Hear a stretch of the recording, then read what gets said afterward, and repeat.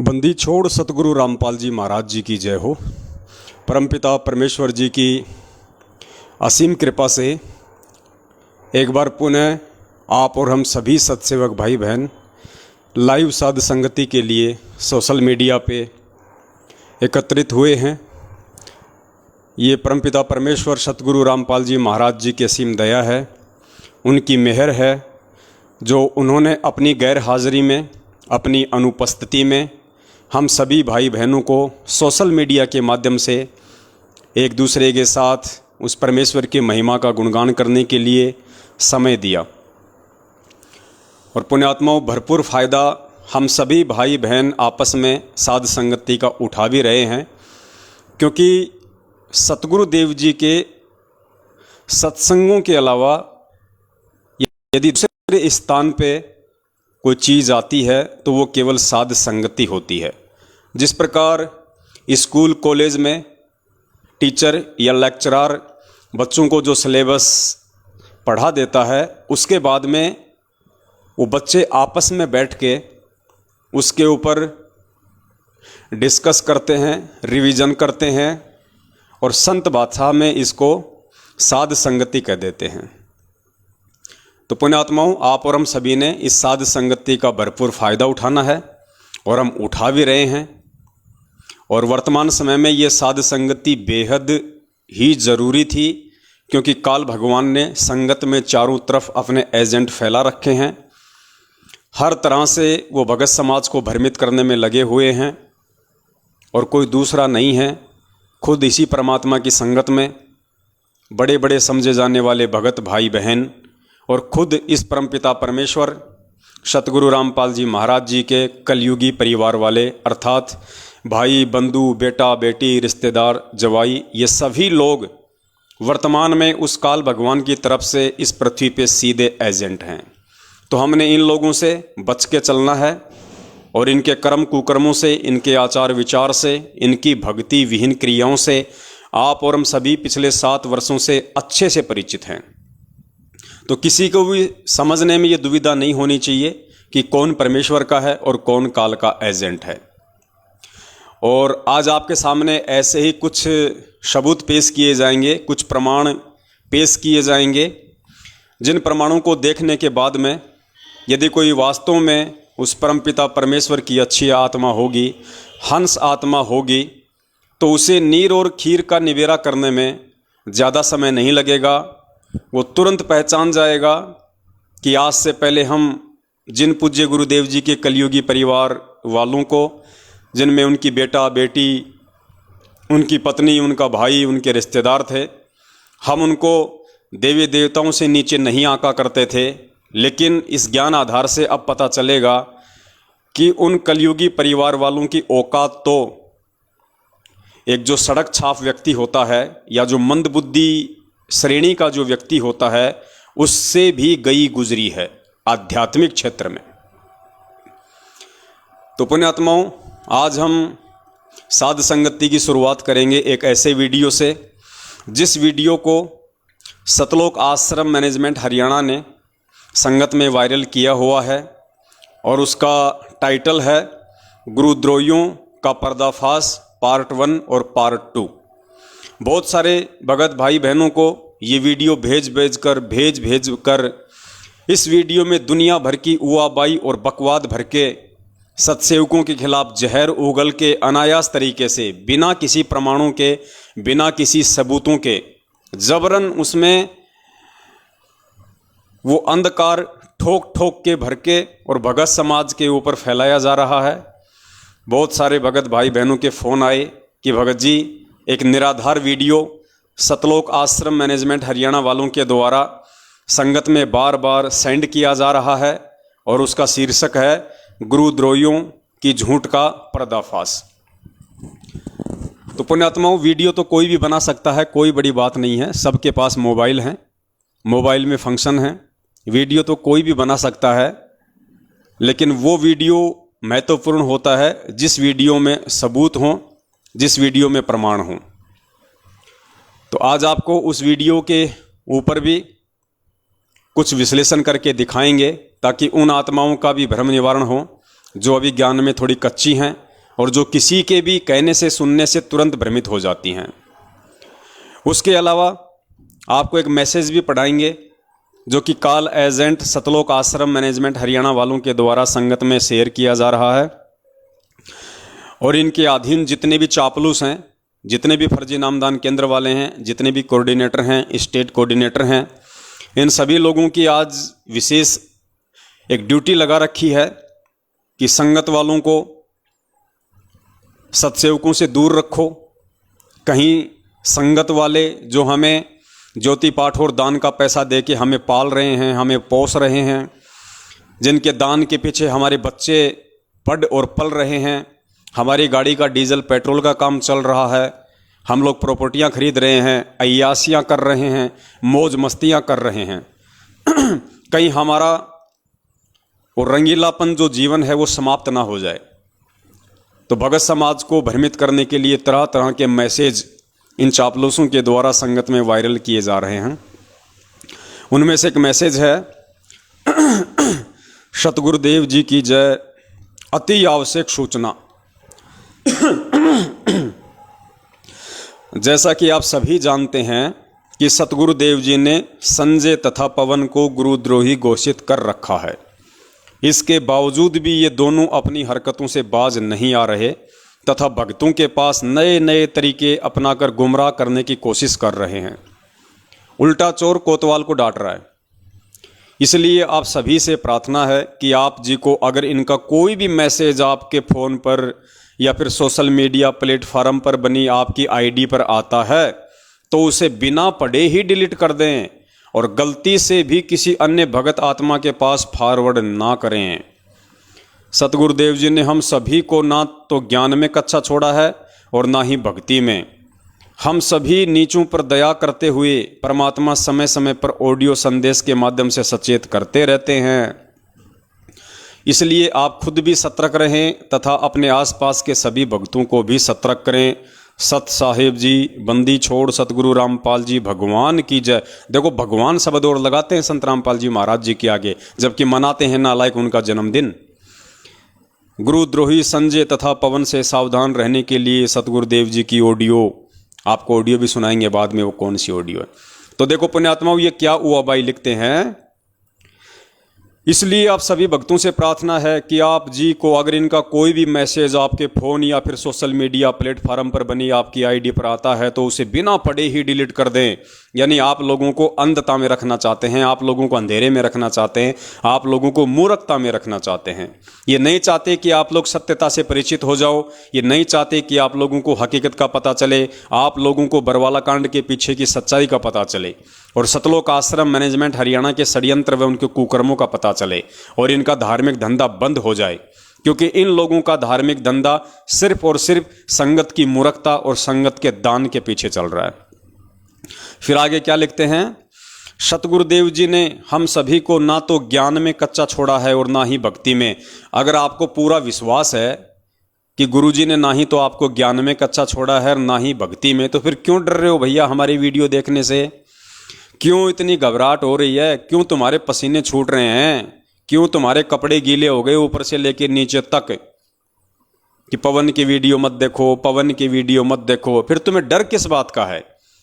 अरे ये पवनदास अपने किसी भी सत्सेवक भाई को पिछले 7 साल से अगर कभी भी कहा हो एक बार भी कि सत्सेवक भाइयों आप मैनेजमेंट का कोई वीडियो मत देखो, कोई बात मत सुनो, कभी भी अगर इस दास ने कहा हो तो हमेशा ये दास अपने भगत भाई बहनों को और सर्व संगत को यही मैसेज देता है कि भैया हमें परमपिता परमेश्वर जी के वचन अनुसार चलना पड़ेगा, उनकी वाणियों के अनुसार हमें चलना पड़ेगा। और परमात्मा की वाणी कहती है कि कहे कबीर सोए जन मेरा, जो नीर खीर का करे निबेरा। जब तक मेरा भगत दोनों तरफ की बातें नहीं सुनेगा, दोनों तरफ के ऑडियो वीडियो नहीं देखेगा, तो वो कैसे निर्णय कर पाएगा कि सच क्या है और झूठ क्या है। लेकिन इन लोगों को भय है, इन लोगों को डर है अपने धार्मिक धंधे के नष्ट होने का, क्योंकि ये लोग हमारे वीडियो सबसे पहले देखते हैं, ये लोग हमारे मैसेज हमारे पोस्टर सबसे पहले पढ़ते हैं, उसके बाद ही तो ये लोग संगत को मना करते हैं। क्योंकि इन्हें पता है कि इन वीडियो को अगर संगत ने देख लिया तो संगत तुम्हारे जाल से सदा सदा के लिए मुक्त हो जाएगी। और आज जो तुम संगत के दान पे अय्यासियाँ कर रहे हो, रंग रेलियाँ मनाते हो, मौज मस्तियाँ कर रहे हो, खुले सांड की तरह हर प्रकार से तुम अपने खर्चे पूरे कर रहे हो, वो सारे धंधे तुम्हारे बंद हो जाएंगे। इसलिए ये लोग डरते हैं कि कोई पवन दास का वीडियो ना देख ले। तो पुण्यात्माओं, अब ये तो आप लोगों के हाथ में है, आप लोगों के स्वयं के विवेक के ऊपर निर्भर करता है कि आप लोगों ने परमपिता परमेश्वर जी की वाणी के अनुसार चलना है या किसी भी मूर्ख व्यक्ति के कह देने से अपने आध्यात्मिक जीवन को मोड़ना है। उसके बाद एक ज़बरदस्त ऑडियो आपको सुनाते हैं, आज 1 मिनट की है, बिल्कुल ज़बरदस्त ऑडियो है। और ये ऑडियो सुनने के बाद में आप लोगों के होश उड़ जाएंगे, अगर आप लोग होश में होंगे तो।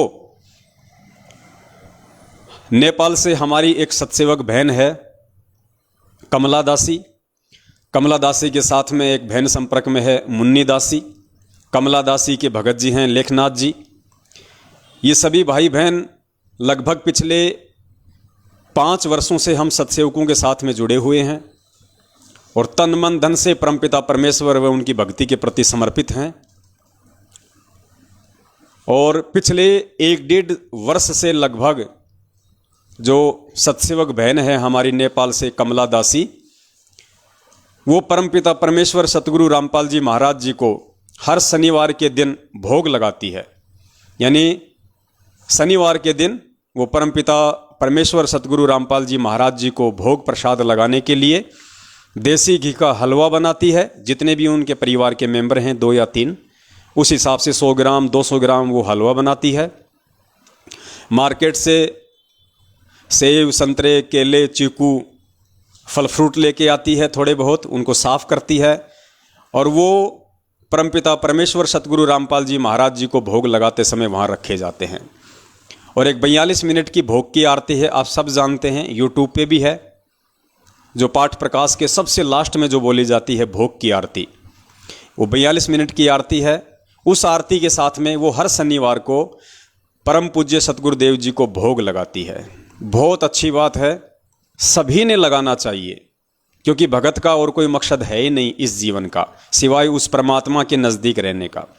और इन तरीकों से बढ़िया और कोई तरीका नहीं हो सकता है परमपिता परमेश्वर के प्रति श्रद्धावान बने रहने के लिए, परमपिता परमेश्वर के प्रति समर्पित रहने के लिए। ये पवन दास भी लगभग पिछले 1.5 से 2 वर्षों से हर रविवार को पूज्य गुरुदेव जी को भोग लगाता है, ठीक उसी प्रकार जिस प्रकार कमला बहन लगाती है।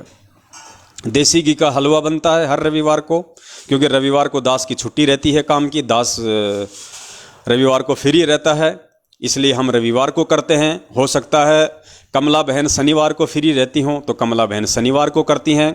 वैसे डे कोई फिक्स नहीं होता इस भक्ति मार्ग में कि आपने रविवार को लगाना है या आपने शनिवार को लगाना है। जैसी आपका काम धंधा है, जैसी आपको फुर्सत है, उस अनुसार आप किसी भी दिन परमपिता परमेश्वर जी को भोग लगा सकते हैं। समय भी कोई निश्चित नहीं है, आप जब चाहें जैसे चाहें परमेश्वर को भोग लगा सकते हैं।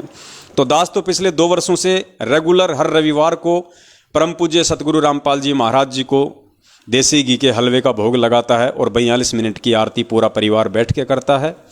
कमला बहन शनिवार को करती है, देसी घी का भोग लगाती है और जैसी उनकी आर्थिक स्थिति है, जैसी उनकी श्रद्धा है गुरुदेव के प्रति, वैसे मार्केट से वो अपने फल फ्रूट वगैरह लाके एक थाली में रख के और उनको साफ करके गुरुदेव के दरबार में रख देती है। पूरा का पूरा परिवार और अन्य जो भगत भाई बहन होते हैं वो भी आ जाते हैं और शनिवार को बैठ के परमेश्वर की आरती का आनंद लेते हैं, मालिक के बिल्कुल नज़दीक रहते हैं, हमारे भाव बने रहते हैं, हमारी श्रद्धा बनी रहती हैं। ये तो सब ने करना चाहिए संगत में। और जयपुर से जो अपने कजोड़ भगत जी हैं वो भी हर रविवार को परमपिता परमेश्वर जी को सपरिवार भोग लगाते हैं। और शायद जयपुर से हमारे रूपदास भगत जी हैं, जहाँ तक दास को आइडिया है, वो भी परमेश्वर को रविवार को ही भोग लगाते हैं। या बहुत सारी बार आपस में वो दोनों सपरिवार एक जगह भी परमेश्वर को भोग लगाते हैं, क्योंकि वो दोनों आसपास में रहते हैं। तो ये तो पुण्यात्माओं सब ने लगाना चाहिए। और दास तो ये कहेगा कि अगर कोई भाई बहन अगर फ्री है, जिसको कोई काम धाम नहीं है और जिसकी आर्थिक स्थिति अच्छी है, वो तो रोज लगाओ परमेश्वर को भोग। उसको तो रोज लगाना चाहिए अपने मालिक को 42 मिनट की आरती के साथ में भोग। 42 मिनट की आरती है जिसके लास्ट में परमेश्वर का शब्द आता है, आज लग्या साहिब को भोग दिन के टुकड़े पानी का, कोई जगह पुरबला भाग। ये इतनी अच्छी वाणी है परमात्मा की, इतना अच्छा शब्द है परमेश्वर का, और पूरी 42 मिनट की ऐसी आरती है कि आपका ध्यान कहीं नहीं भटकता। हर शब्द आपकी आत्मा को छूता है, एक विशेष आत्मिक अनुभव, आत्मिक शांति, आत्मिक आनंद उस आत्मा को प्राप्त होती है जब वो परमपिता परमेश्वर को देसी घी के हलवे के साथ या फल फ्रूट के साथ में जब सहपरिवार बैठ के या जैसे भी वो भोग लगाता है। तो बहन पिछले 1.5 साल से पूज्य गुरुदेव जी को भोग लगा रही है, क्योंकि भाई हमारा परमात्मा हमारा पूज्य गुरुदेव है, हमारा भगवान, हमारा इष्ट, हमारा देव, हमारा महादेव, हमारी जगदम्बा, हमारा जगदीश, हमारा भाई, हमारी माता, हमारे पिता, हमारे बंधु, हमारे रिश्तेदार, हमारे दुख सुख का साथी, हमारे कष्टों को हरने वाला, विघ्नों को दूर करने वाला, संकटों को हरने वाला, हमारा साथी, हमारा संगी, हमारा सब कुछ परम पूज्य सतगुरु रामपाल जी महाराज जी हैं। तो हम उनका भोग नहीं लगाएंगे तो फिर हम किसका भोग लगाएंगे? और जैसी आपकी श्रद्धा है, जैसे आपके भाव हैं, जैसा उस परमपिता परमेश्वर ने आपको इस व्यस्त सांसारिक जीवन में समय दिया हुआ है, आप जी चाहे तो परमेश्वर को रोज भोग लगाइए, आपको कोई मना नहीं करने वाला, और गुरुदेव आपसे उतना ही प्रसन्न होंगे, क्योंकि परमात्मा तो चाहते यही है कि ये बच्चे मेरे से किसी भी बहाने जुड़े रहें। तो पुण्यात्माओं, पिछले 1.5 साल से कमला बहन नेपाल से परमेश्वर को भोग लगा रही है, और भोग लगाने के बाद में वो वीडियो बनाती है पूरा, और उस वीडियो को अपने YouTube चैनल पे भी डाल देती है, वैसे भी सोशल मीडिया पे डाल देती है। लेकिन नेपाल के जो कोऑर्डिनेटर हैं या नेपाल का जो स्टेट कोऑर्डिनेटर है, उन लोगों को ये सब अच्छा नहीं लगता। उन लोगों को बिल्कुल भी अच्छा नहीं लगता कि संत रामपाल जी महाराज जी को कोई भोग लगाए, और संत रामपाल जी महाराज जी की इतनी श्रद्धा से, इतनी तन्मयता से, इतना विश्वास के साथ नेपाल में कोई भगत भक्ति करे, उसको ये बात बिल्कुल भी रास नहीं आती है।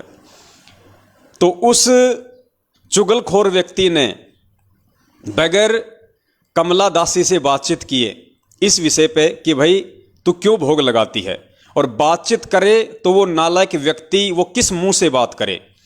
उसको खुद को पता था कि मैं क्या कहूँगा, कि गुरुजी को भोग मत लगा, ये कहूँगा मैं उसको, उससे अच्छा तो मेरे डूब के मर जाना अच्छा है।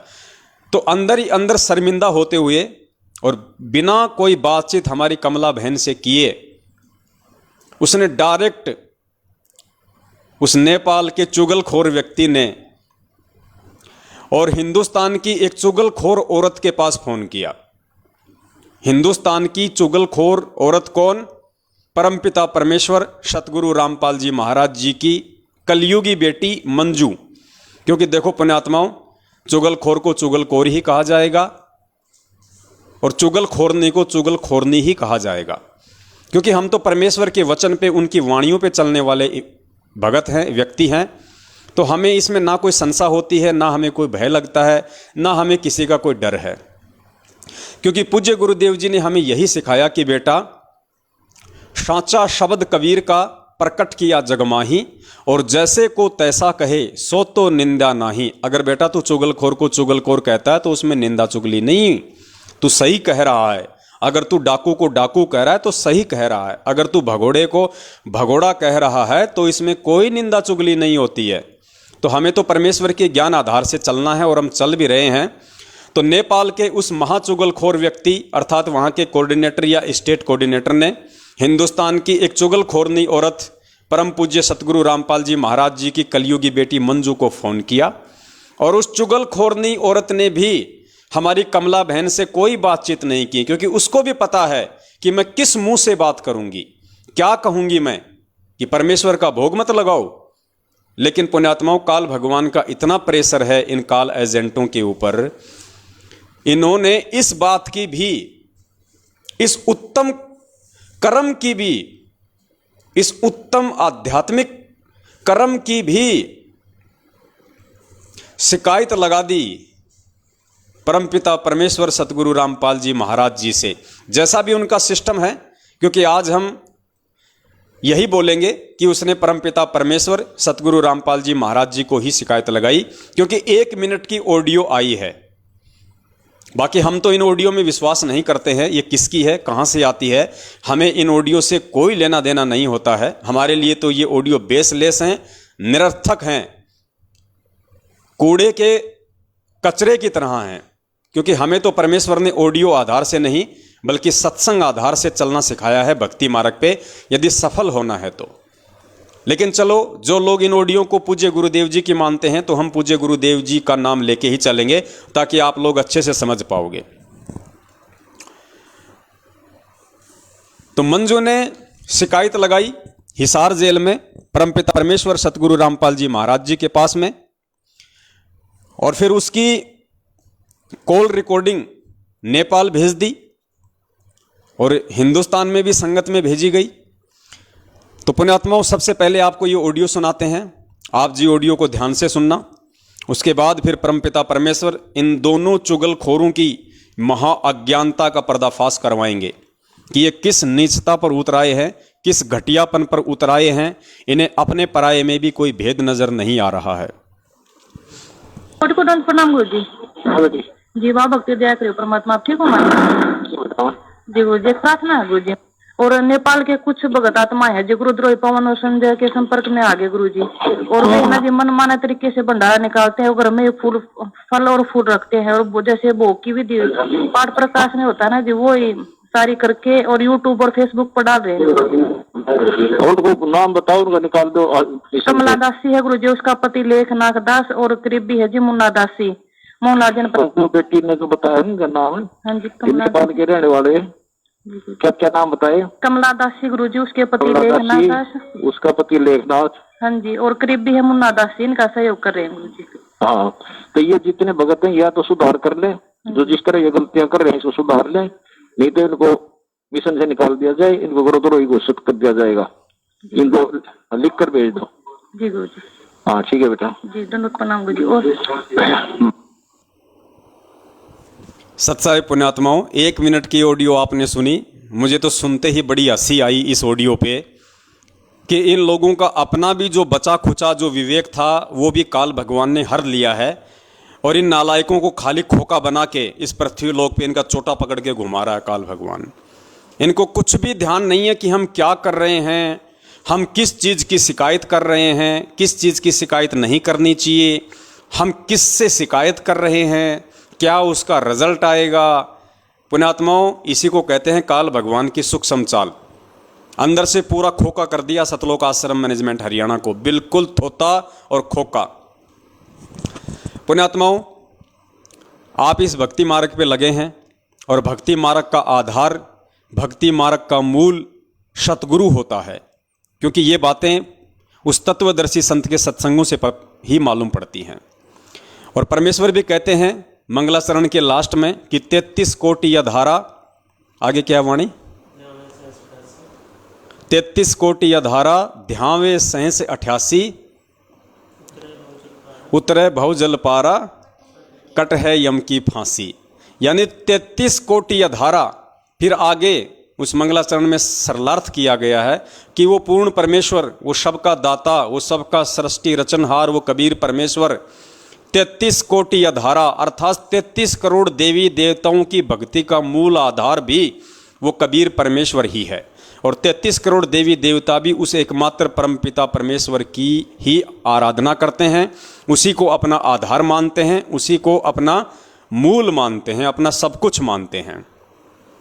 आप लोगों ने देखा होगा मोटरसाइकिल का जो पहिया होता है, जो रिम होती है, या साइकिल की जो रिम होती है, और चारों तरफ उसके वो ताड़ियाँ होती हैं वायर से, और बीच में उसके एक्सल होता है।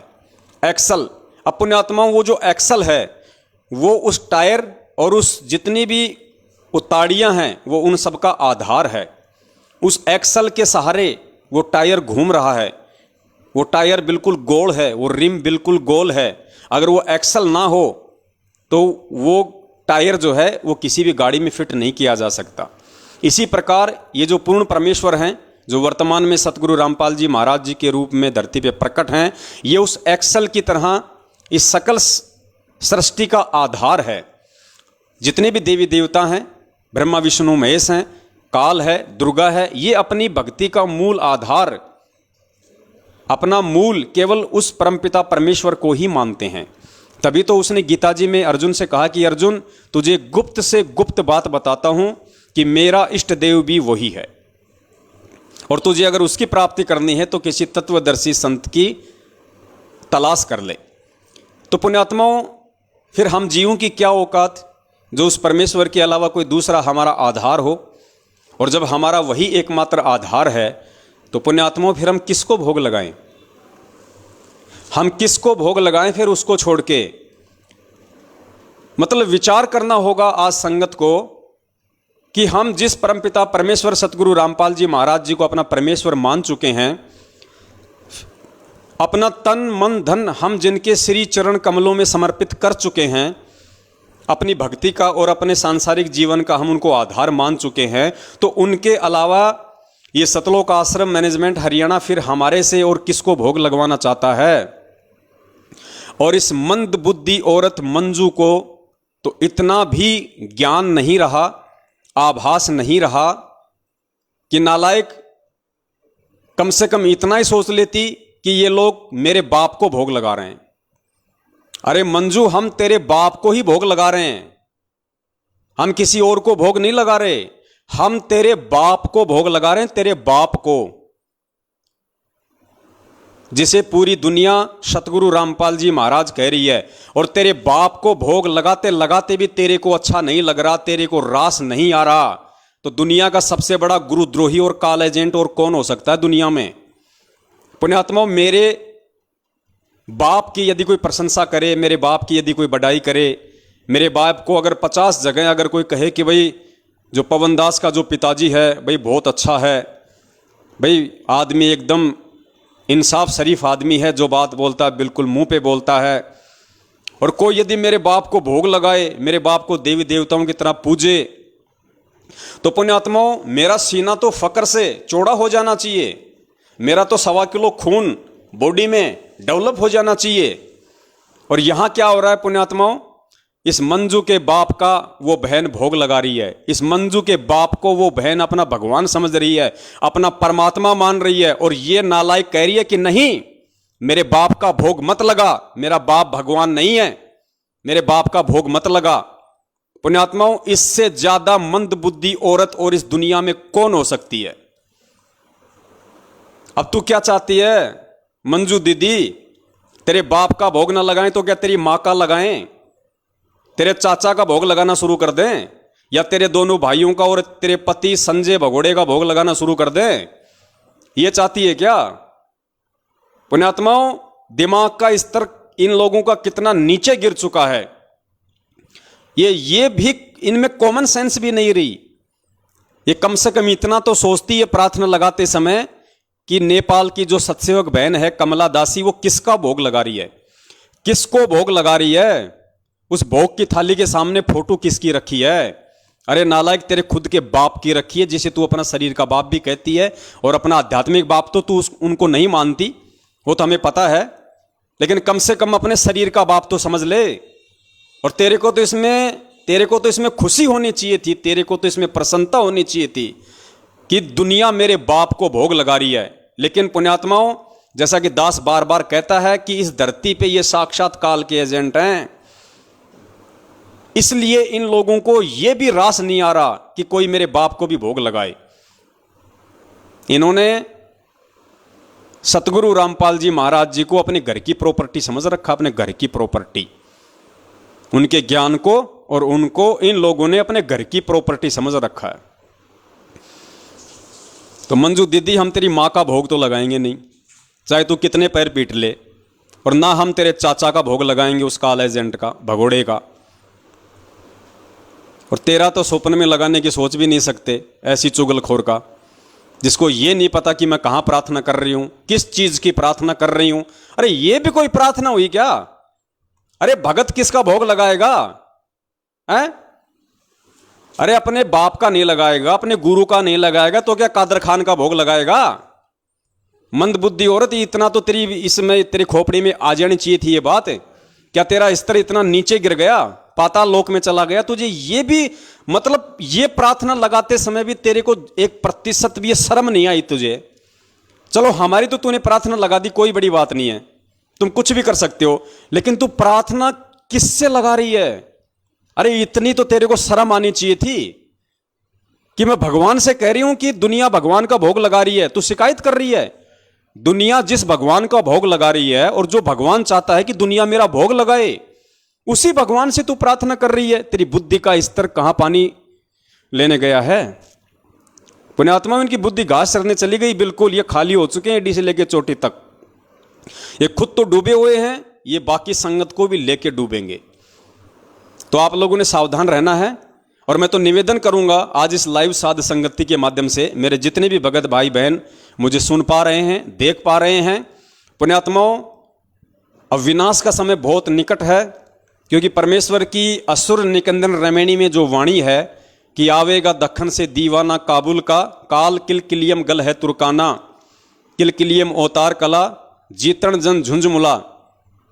तो पुण्यात्माओं, वो जो काबुल का जो यूज किया गया वहां पे कि सबसे पहले काबुल देश पे अटैक होगा, फिर काबुल देश की रक्षा के लिए दूसरी मुस्लिम कंट्री आएंगी, फिर दूसरे के पक्ष में दूसरी कंट्री आएंगी और ये विश्व युद्ध शुरू हो जाएगा। और उसके बाद में मुस्लिम देश 90% आपस में लड़के कटके ही मर जाएंगे। तो आप जी आज देख रहे हैं आजकल न्यूज़, अगर आप न्यूज़ देखते हैं मीडिया में, कि जो तालिबान है उसने अफगानिस्तान के ऊपर किस प्रकार से अपना कब्जा जमाना शुरू कर दिया, क्योंकि अफगानिस्तान से अमेरिका ने अपनी सेना हटाने की घोषणा कर दी है। काफ़ी सैनिक अमेरिका चले गए हैं जो पिछले 20-25 साल से अफगानिस्तान में थे। जैसे ही अमेरिकी फौजें अफगानिस्तान से हटी हैं, तुरंत तालिबान ने अफगानिस्तान पे धावा बोल दिया। मारकाट शुरू हो रही है, रोजाना सैकड़ों की संख्या में लोगों को मारा जा रहा है। तो पुण्यात्माओं, वो समय अब शुरू हो चुका है और आने वाले समय में अगर हम लोगों को अगर बचना है तो पुण्यात्माओं, हमने कितनी भक्ति बढ़ानी पड़ेगी, हमने किन किन तरीकों से अपने भगवान को खुश करना पड़ेगा, अपने भगवान को हमने प्रसन्न करना पड़ेगा, ताकि उस महाविनाश के समय में हम सुरक्षित रह सकें। और वो विनाश पुण्यात्माओं होके रहेगा, क्योंकि भगवान जेल में बैठने नहीं आया और दुनिया ज्ञान से नहीं समझ सकती। जितने समझने थे उतने समझ चुके हैं, अब केवल दुनिया मार खाकर ठोकर खाकर ही समझेगी। और परमेश्वर ने यदि कलयुग में सतयुग लाना है तो छटनी करनी पड़ेगी, असंख्यों आत्माओं को यहां से जाना पड़ेगा, अकाल मृत्यु को प्राप्त होना पड़ेगा, वरना इस भीड़ में, इस जगत की गंदगी में आप और हम भक्ति नहीं कर सकते। इसलिए महाविनाश होना तय है। तो पुण्यात्माओं, उस समय आप और हम कैसे बचे रह सकते हैं यदि हम इस परमेश्वर के नजदीक ना रहे? तो पुण्यात्माओं, भक्ति तो हम कर ही रहे हैं सतगुरुदेव जी के आशीर्वाद से। इसलिए दास आप जी से निवेदन करेगा कि आप जितने भी भगत भाई बहन लाइव साध संगति का ये प्रोग्राम देख रहे हैं, अगर आपको भी यदि सतगुरुदेव जी प्रेरणा करें तो पुण्यात्माओं, जैसा भी आपको समय मिले, जिस भी दिन, उसी दिन परमपिता परमेश्वर जी का देसी घी का हलवा बनाइए। जितने भी आपके परिवार के मेंबर हैं, 2, 4, 5, 10, उस अनुसार 100 ग्राम का, 200 ग्राम का, जैसे भी आपकी श्रद्धा है, आप देसी घी का हलवा बनाइए परमेश्वर का। और आपकी आर्थिक स्थिति अच्छी है तो मार्केट से फल फ्रूट भी लेके आइए। और पुण्यात्माओं, सप्ताह में जिस दिन भी आपको लगे कि आज मेरी छुट्टी है या आज मैं छुट्टी के लिए दिन निकाल सकता हूं, यह ऐसा कोई विशेष नहीं है मेरे लिए कामकाज, उस दिन पूरा परिवार बैठ के परमपिता परमेश्वर जी को उस 42 मिनट की भोग की आरती के साथ भोग लगाइए और परमेश्वर का अनुग्रह प्राप्त कीजिए। गुरुदेव ने स्पष्ट संगतों में कहा हुआ है कि पुण्यात्माओं, अभी तुम मात्र 20% ही भक्ति की तरफ अग्रसर हो, 80% तुम्हारा ध्यान सांसारिकता में रमा हुआ है। लेकिन जब तक इसका उल्टा नहीं होगा, अर्थात जब तक तुम 80% मेरी भक्ति में नहीं लगोगे और 20% ही अपने रोजी रोटी के लिए प्रयास नहीं करोगे, तब तक तुम भगत की श्रेणी में भी नहीं आओगे। तो पुण्यात्माओं, उस 20% से ऊपर और भक्ति बढ़ाने के लिए अब हमने परमपिता परमेश्वर जी का, जैसा भी जिसको समय मिले, सप्ताह में या महीने में, जरूर उस परमपिता परमेश्वर सतगुरु रामपाल जी महाराज जी को देसी घी के हलवे का भोग लगाइए। बैठ के सह परिवार 42 मिनट की जो यूट्यूब पे आरती है, भोग की आरती आपको मिल जाएगी। आप वो आरती कीजिए पुण्यात्माओं। हम परमेश्वर के जितना नजदीक रहेंगे, जितना हम परमेश्वर के कृपा पात्र बन के रहेंगे, उतना ही परमात्मा हमारे नजदीक रहेगा। और मैं तो ये मानता हूं कि इन चुगलखोरों ने जो ये चुगली लगाई है, ये हमारे लिए एक बहुत बड़ा ये प्लस पॉइंट साबित हुआ है, क्योंकि काल की चाल से ही परमात्मा अपना कार्य सिद्ध करता है। तो इन काल एजेंटों ने तो बहुत शाने बन के उस कमला बहन के ऊपर दबाव डालने के लिए और उन नेपाल के चुगलखोरों को, उनको खुश करने के लिए कि देखो मैं तुम्हारी हिंदुस्तान की चुगलखोरनी दीदी, जैसा तुमने कहा तुरंत मैंने हिसार जेल में प्रार्थना लगा दी, हा हा हा हा हा हा, उनको खुश करने के लिए, उन गधों को। और इसने ऐसी ज्ञान विरुद्ध घटिया हरकत की है जो शायद भक्ति इतिहास में सिवाय उस काल भगवान के और कोई नहीं कर सकता। अरे भगवान का एक भगत भोग लगा रहा है और तू उसी भगवान से तू प्रार्थना कर रही है, शिकायत कर रही है कि भगवान दुनिया आपका भोग लगा रही है। अरे तू काहे की भगत है, तू तो जगत से भी गई गुजरी है। और वो भगवान वो अंदर ही अंदर हंसा होगा, वो अंदर ही अंदर हंसा होगा कि देख ये मंदबुद्धि, और लोग इसको कहते हैं ये मेरी बेटी है। अरे मेरी बेटी ऐसी हो सकती है क्या? है ऐसी कमबख्त, ऐसी चुगलखोरनी, ऐसी मंदबुद्धि जिसमें कॉमन सेंस भी नहीं है, वो मेरी बेटी कैसे हो सकती है? मेरी बेटी तो कमला है, कमला नेपाल वाली मुन्नी दासी है। वो है मेरे असली बेटा बेटी जो मुझे अपना परमात्मा समझ के और मेरा भोग लगा रहे हैं। तो पुण्यात्माओं, शायद परमपिता परमेश्वर सतगुरु रामपाल जी महाराज जी ने आने वाले विनाश के समय से बचने के लिए और हम सबको और ज्यादा भक्ति की तरफ अग्रसर करने के लिए हो सकता है ये सारा खेल रचा है।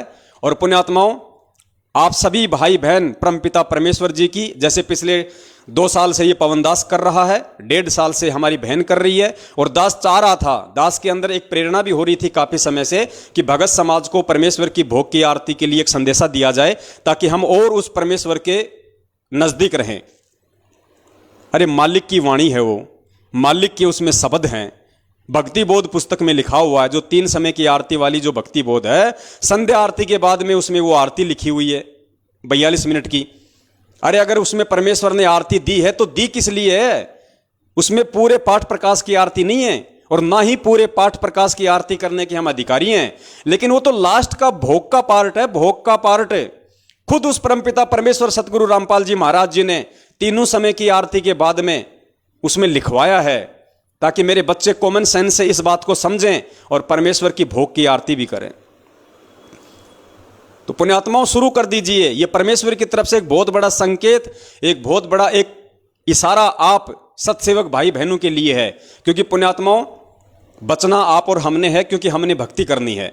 और जिसको ये ज्ञान ही नहीं है कि भक्ति क्या है, भगवान क्या है, हम क्या कर रहे हैं, हम क्या नहीं कर रहे, उन काल एजेंटों को क्या मतलब, क्या पता वो 3 समय की आरती भी करते हैं कि नहीं करते। जिस मंजू को भोग की आरती से इतनी नफरत है, पुण्यात्माओं सोचो वो 3 समय की आरती कहां करती होगी। और सोचिए वो औरत कहां संत रामपाल जी महाराज जी को अपना भगवान समझती होगी। भगवान तो सौपन में भी नहीं, अपना वो गुरु भी नहीं समझती है, गुरु भी नहीं समझती है। अगर अपना शरीर का बाप समझती तो भी उसको ये सुन के बड़ी प्रसन्नता होती कि नेपाल से कोई बहन है जो मेरे बाप का भोग लगा रही है, मेरे बाप को भगवान तुल्य मान रही है।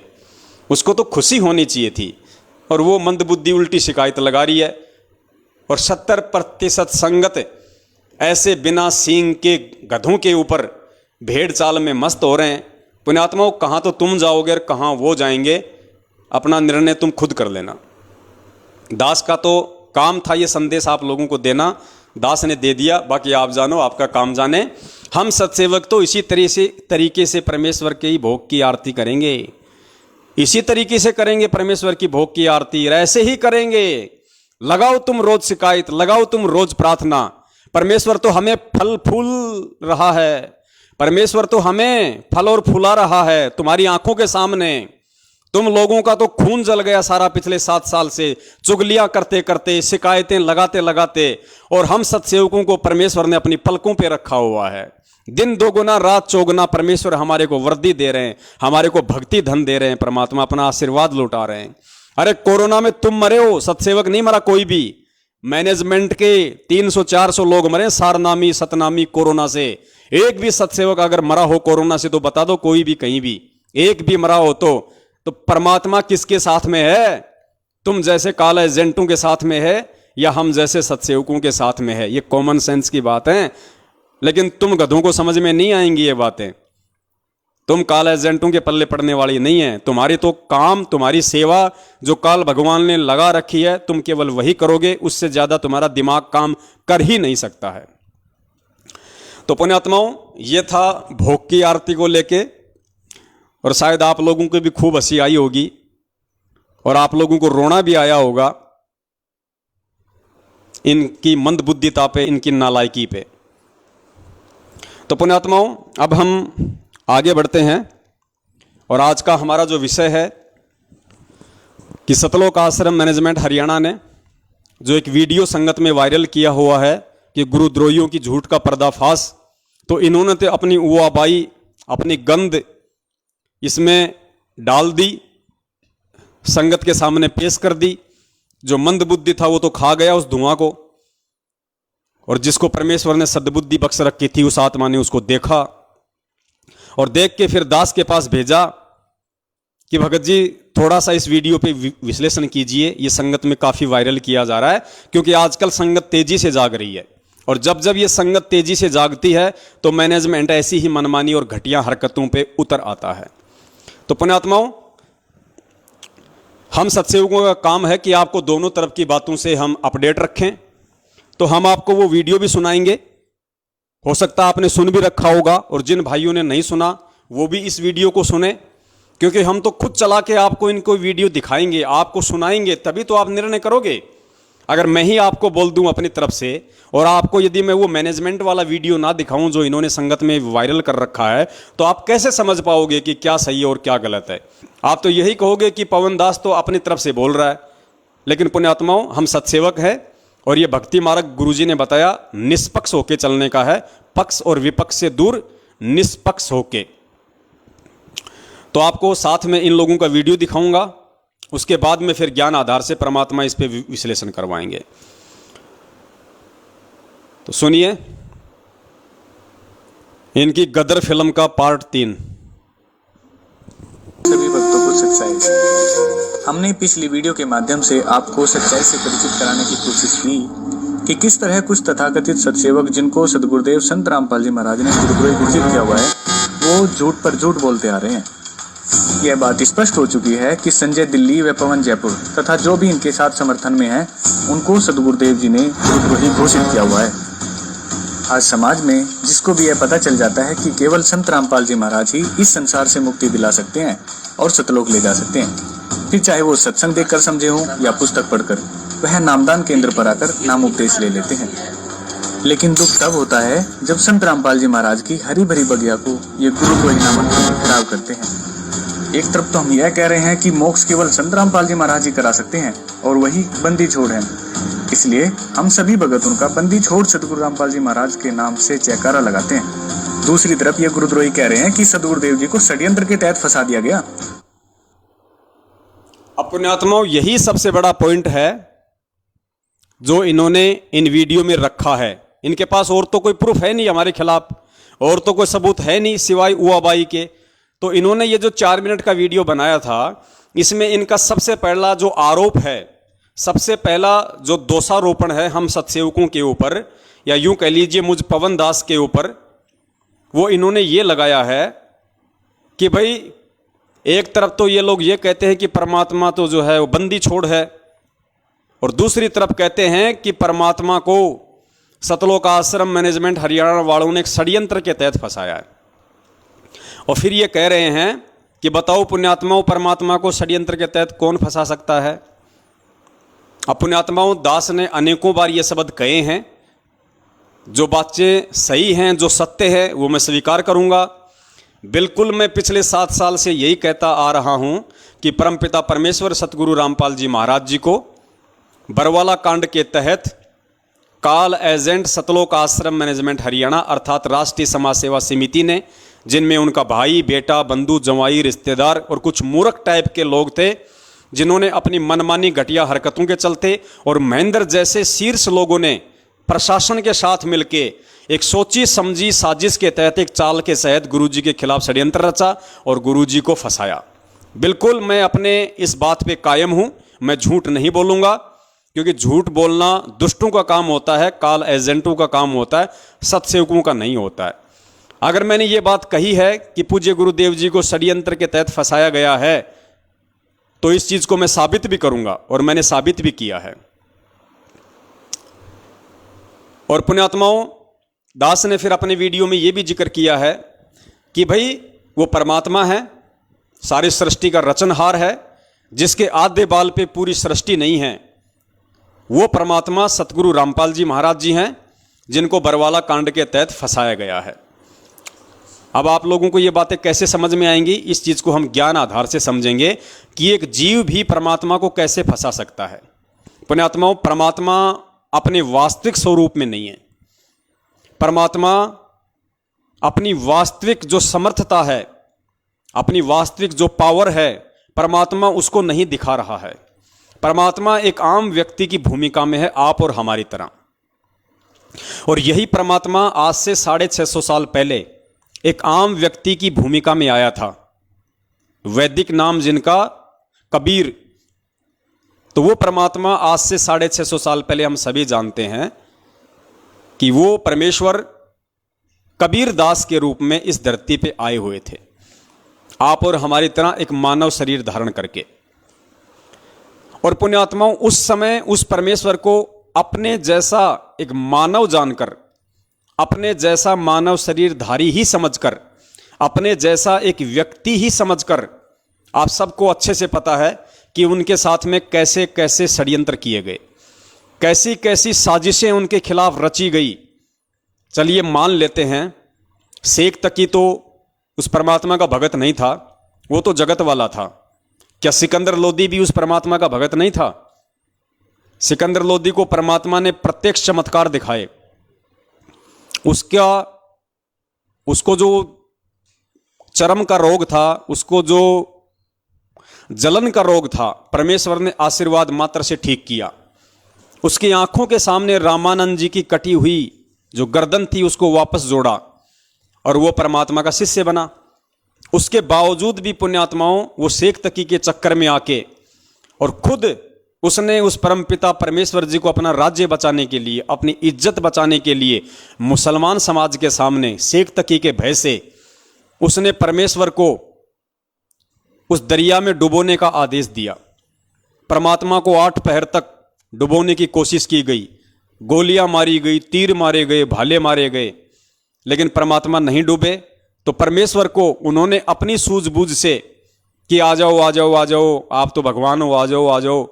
जैसे ही परमात्मा बाहर आए, तुरंत उस सिकंदर लोदी ने, ये मैं गुरुदेव के सत्संगों की बात कह रहा हूं, तुरंत उसी भगत ने, उसी शिष्य ने, उसी सिकंदर लोदी ने अपने हाथों से दुनिया को खुश करने के लिए कबीर साहिब जी के गले में बेड़ी डाली, कबीर साहिब जी को बेड़ियों में जकड़ा और खूनी हाथी के नीचे उनको कुचलवाने के लिए उनको दिल्ली लाया गया। पुण्यात्माओं, वो साजिश वो किसने रची थी? किसने परमात्मा के साथ में षड्यंत्र किया? सिकंदर लोदी ने। वो भी तो उनका भगत था। तो पुण्यात्माओं, कहने का मतलब यह है, परमात्मा किसी के साजिशों का शिकार नहीं होता, परमात्मा किसी के षड्यंत्रों का शिकार नहीं होता, लेकिन एक जीव वो उस परमात्मा को अपने जैसा जीव समझ के, अपने जैसा मानव समझ के, अपने जैसा सामान्य व्यक्ति या एक संत समझ के, अपनी घटिया सोच से और काल प्रेरित बुद्धि से वो ऐसी घटिया हरकतें उस परमात्मा के साथ में जरूर कर सकता है। और वो घटिया हरकत 650 साल पहले भी की लोगों ने, और वो घटिया हरकत बरवाला कांड के माध्यम से सतलोक आश्रम मैनेजमेंट हरियाणा ने भी उस परमपिता परमेश्वर को फंसाने की। और यदि यह सतलोक आश्रम मैनेजमेंट हरियाणा गुरुदेव को नहीं फंसाना चाहता था, या इन्होंने नहीं फंसाया, या इन्होंने ऐसा कोई फंसाने की नहीं सोची, तो आपने आज से 3 दिन पहले दास ने जो वीडियो बनाया था और आपको जो महेंद्र का इंटरव्यू दिखाया था, जिसमें खुद उनका भाई सरेआम बरवाला कांड से 2 दिन पहले मीडिया के सामने वहां कह रहा है जहां 20,000 पुलिस फोर्स खड़ी है, कि हमने संत रामपाल जी महाराज जी को परसों ही स्वास्थ्य इलाज के लिए बाहर हॉस्पिटल में शिफ्ट कर दिया, वो आश्रम में नहीं है। पुण्यात्माओं, ये सोची समझी साजिश के तहत ये इंटरव्यू दिया गया था, जबरन उस परमेश्वर को फंसाने के लिए, आश्रम पे पुलिस के द्वारा जबरन हमला करवाने के लिए एक सोची समझी साजिश थी ये। क्योंकि पिछले 7-8 दिनों से वहां पे 20,000 पुलिस फोर्स पड़ी हुई थी, लेकिन आश्रम पे अटैक नहीं कर रही थी। क्यों नहीं कर रही थी? क्योंकि सामने बच्चे थे, महिलाएं थी, उनको भी पता था कि ये बेचारे ये निर्दोष हैं। पुलिस आगे नहीं बढ़ रही थी, और पुलिस आगे नहीं बढ़ रही थी तो मैनेजमेंट को टेंशन हो गई, गुरुजी के भाई को चिंता हो गई कि हमने जो षड्यंत्र जो रचा था वो तो फैल होता जा रहा है। तो पुलिस को उकसाने के लिए और जानबूझ के पुलिस आश्रम पे हमला करे, इसके लिए उसने पुलिस वालों के सामने और मीडिया को इंटरव्यू दिया कि संत रामपाल जी महाराज जी आश्रम में नहीं है, हमने परसों ही उनको बाहर हॉस्पिटल में शिफ्ट कर दिया स्वास्थ्य इलाज के लिए, ताकि पुलिस प्रशासन सख्ते में आ जाए और पुलिस प्रशासन ये सोचने पे मजबूर हो जाए कि जब हम पिछले 10-12 दिनों से यहां पे डेरा डाले बैठे हैं, धारा 144 लगा रखी है, चिड़ी का बच्चा ना आ सकता ना जा सकता, और संत रामपाल जी का भाई जो आश्रम का सबसे बड़ा व्यक्ति है, उनके बाद एक जिम्मेदार व्यक्ति जब इस तरह का बयान दे रहा है तो जरूर दाल में काला है। लगता है संत रामपाल जी महाराज जी को इन्होंने किसी भी तरीके से आश्रम से फरार कर दिया। उसके बाद पुण्यात्माओं, पुलिस प्रशासन ने आश्रम पे हमला किया इस महेंद्र का इंटरव्यू सुनने के बाद। तो पुण्यात्माओं, ये साजिश नहीं थी तो और क्या थी? ये षड्यंत्र नहीं था तो और क्या था? ये पुलिस वालों को आश्रम पे अटैक करने के लिए, अगर उकसाने के लिए षड्यंत्र नहीं था तो और क्या था? तो इन्होंने की ना अपनी साजिश, लेकिन ये अपनी साजिश में फेल नहीं हुए, क्योंकि परमेश्वर किसी की साजिश का शिकार नहीं होता, परमात्मा किसी के षड्यंत्र का शिकार नहीं होता। तो दास ने इस तरीके से ज्ञान आधार से वो पूरा वीडियो बनाया हुआ है। लेकिन ये गद्दार, ये काला एजेंट संगत को सच्चाई तो सौपन में भी नहीं बताते, ये तो उल्टा संगत को भ्रमित करने की कुचेष्टा करते हैं। इसलिए आधी अधूरी बात ये लोग संगत के सामने पेश करते हैं। और आज क्या उस परमात्मा को बदनाम करने की साजिशें नहीं हो रही? अरे जिस परमात्मा ने 27 साल हो गई हमें साधुतापूर्ण जीवन जीना सिखाया, हमें राजनीति से, बीजेपी कांग्रेस से कोसों दूर रखा, और उसी परमात्मा का नाम लेके, उसी परमात्मा के आदेश की आड़ में संगत को गुमराह किया जा रहा है। कभी बीजेपी को वोट डलवाया जाता, कभी कांग्रेस को वोट डलवाया जाता है। तो क्या ये उस परमात्मा को देश और दुनिया में बदनाम करवाने की साजिश नहीं चल रही? जब तुम बीजेपी को वोट दोगे तो आधा देश जो कांग्रेस के पक्ष में है, क्या तुम्हारे गुरुदेव को गालियां नहीं निकालेगा? क्या तुम्हारे गुरुदेव को दोगला नहीं कहेगा कि भैया रामपाल तो थोड़ा बहुत ठीक था, लेकिन अब देखो पूरा जीवन तो इसने कुछ किया नहीं, और जेल जाते ही अपने छूटने के लिए और इसने बीजेपी का समर्थन कर दिया? भाई ये तो बड़ा दोगला आदमी है, बड़ा घटिया आदमी है, ये तो राम रहीम से भी गया गुजरा निकला। और 6 महीने बाद तुम बीजेपी छोड़ के फिर तुम कांग्रेस की चप्पल चाटते हो। फिर वो आधा देश जो बीजेपी के समर्थन में, फिर वो गुरुजी को गालियां निकालता है कि भाई रामपाल तो वास्तव में दोगला आदमी है, 6 महीने पहले तो हमारे साथ में था, अब कांग्रेस की तरफ चला गया। तो पुण्यात्माओं, क्या ये उस परमात्मा को देश और दुनिया में बदनाम करने की साजिश नहीं चल रही? तो दास ने कौन सा ये गलत कह दिया कि परमपिता परमेश्वर जी के साथ में साजिशें रच रहा है सतलोक आश्रम मैनेजमेंट हरियाणा, और एक सोची समझी साजिश के तहत उनको बरवाला कांड के तहत उनको जेल करवाई गई। और दास तो यहां तक कहेगा कि परमपिता परमेश्वर जी को अपने जैसा एक आम व्यक्ति समझ के इस महेंद्र भगोड़े ने उनको आश्रम में ही जान से मारने की भी पूरी कोशिश की थी। पूरी प्लानिंग थी कि संत रामपाल जी को आश्रम में ही जान से खत्म कर दिया जाए। लेकिन ये एक बहुत बड़ा रहस्य है, बहुत गहरी घटना है। दास इसका जिक्र पहले कर चुका है। इन्होंने पूरी साजिश रची और मारने के लिए अंदर भी चले गए यही लोग, लेकिन परमात्मा इनको मिला नहीं। परमेश्वर छुप गया।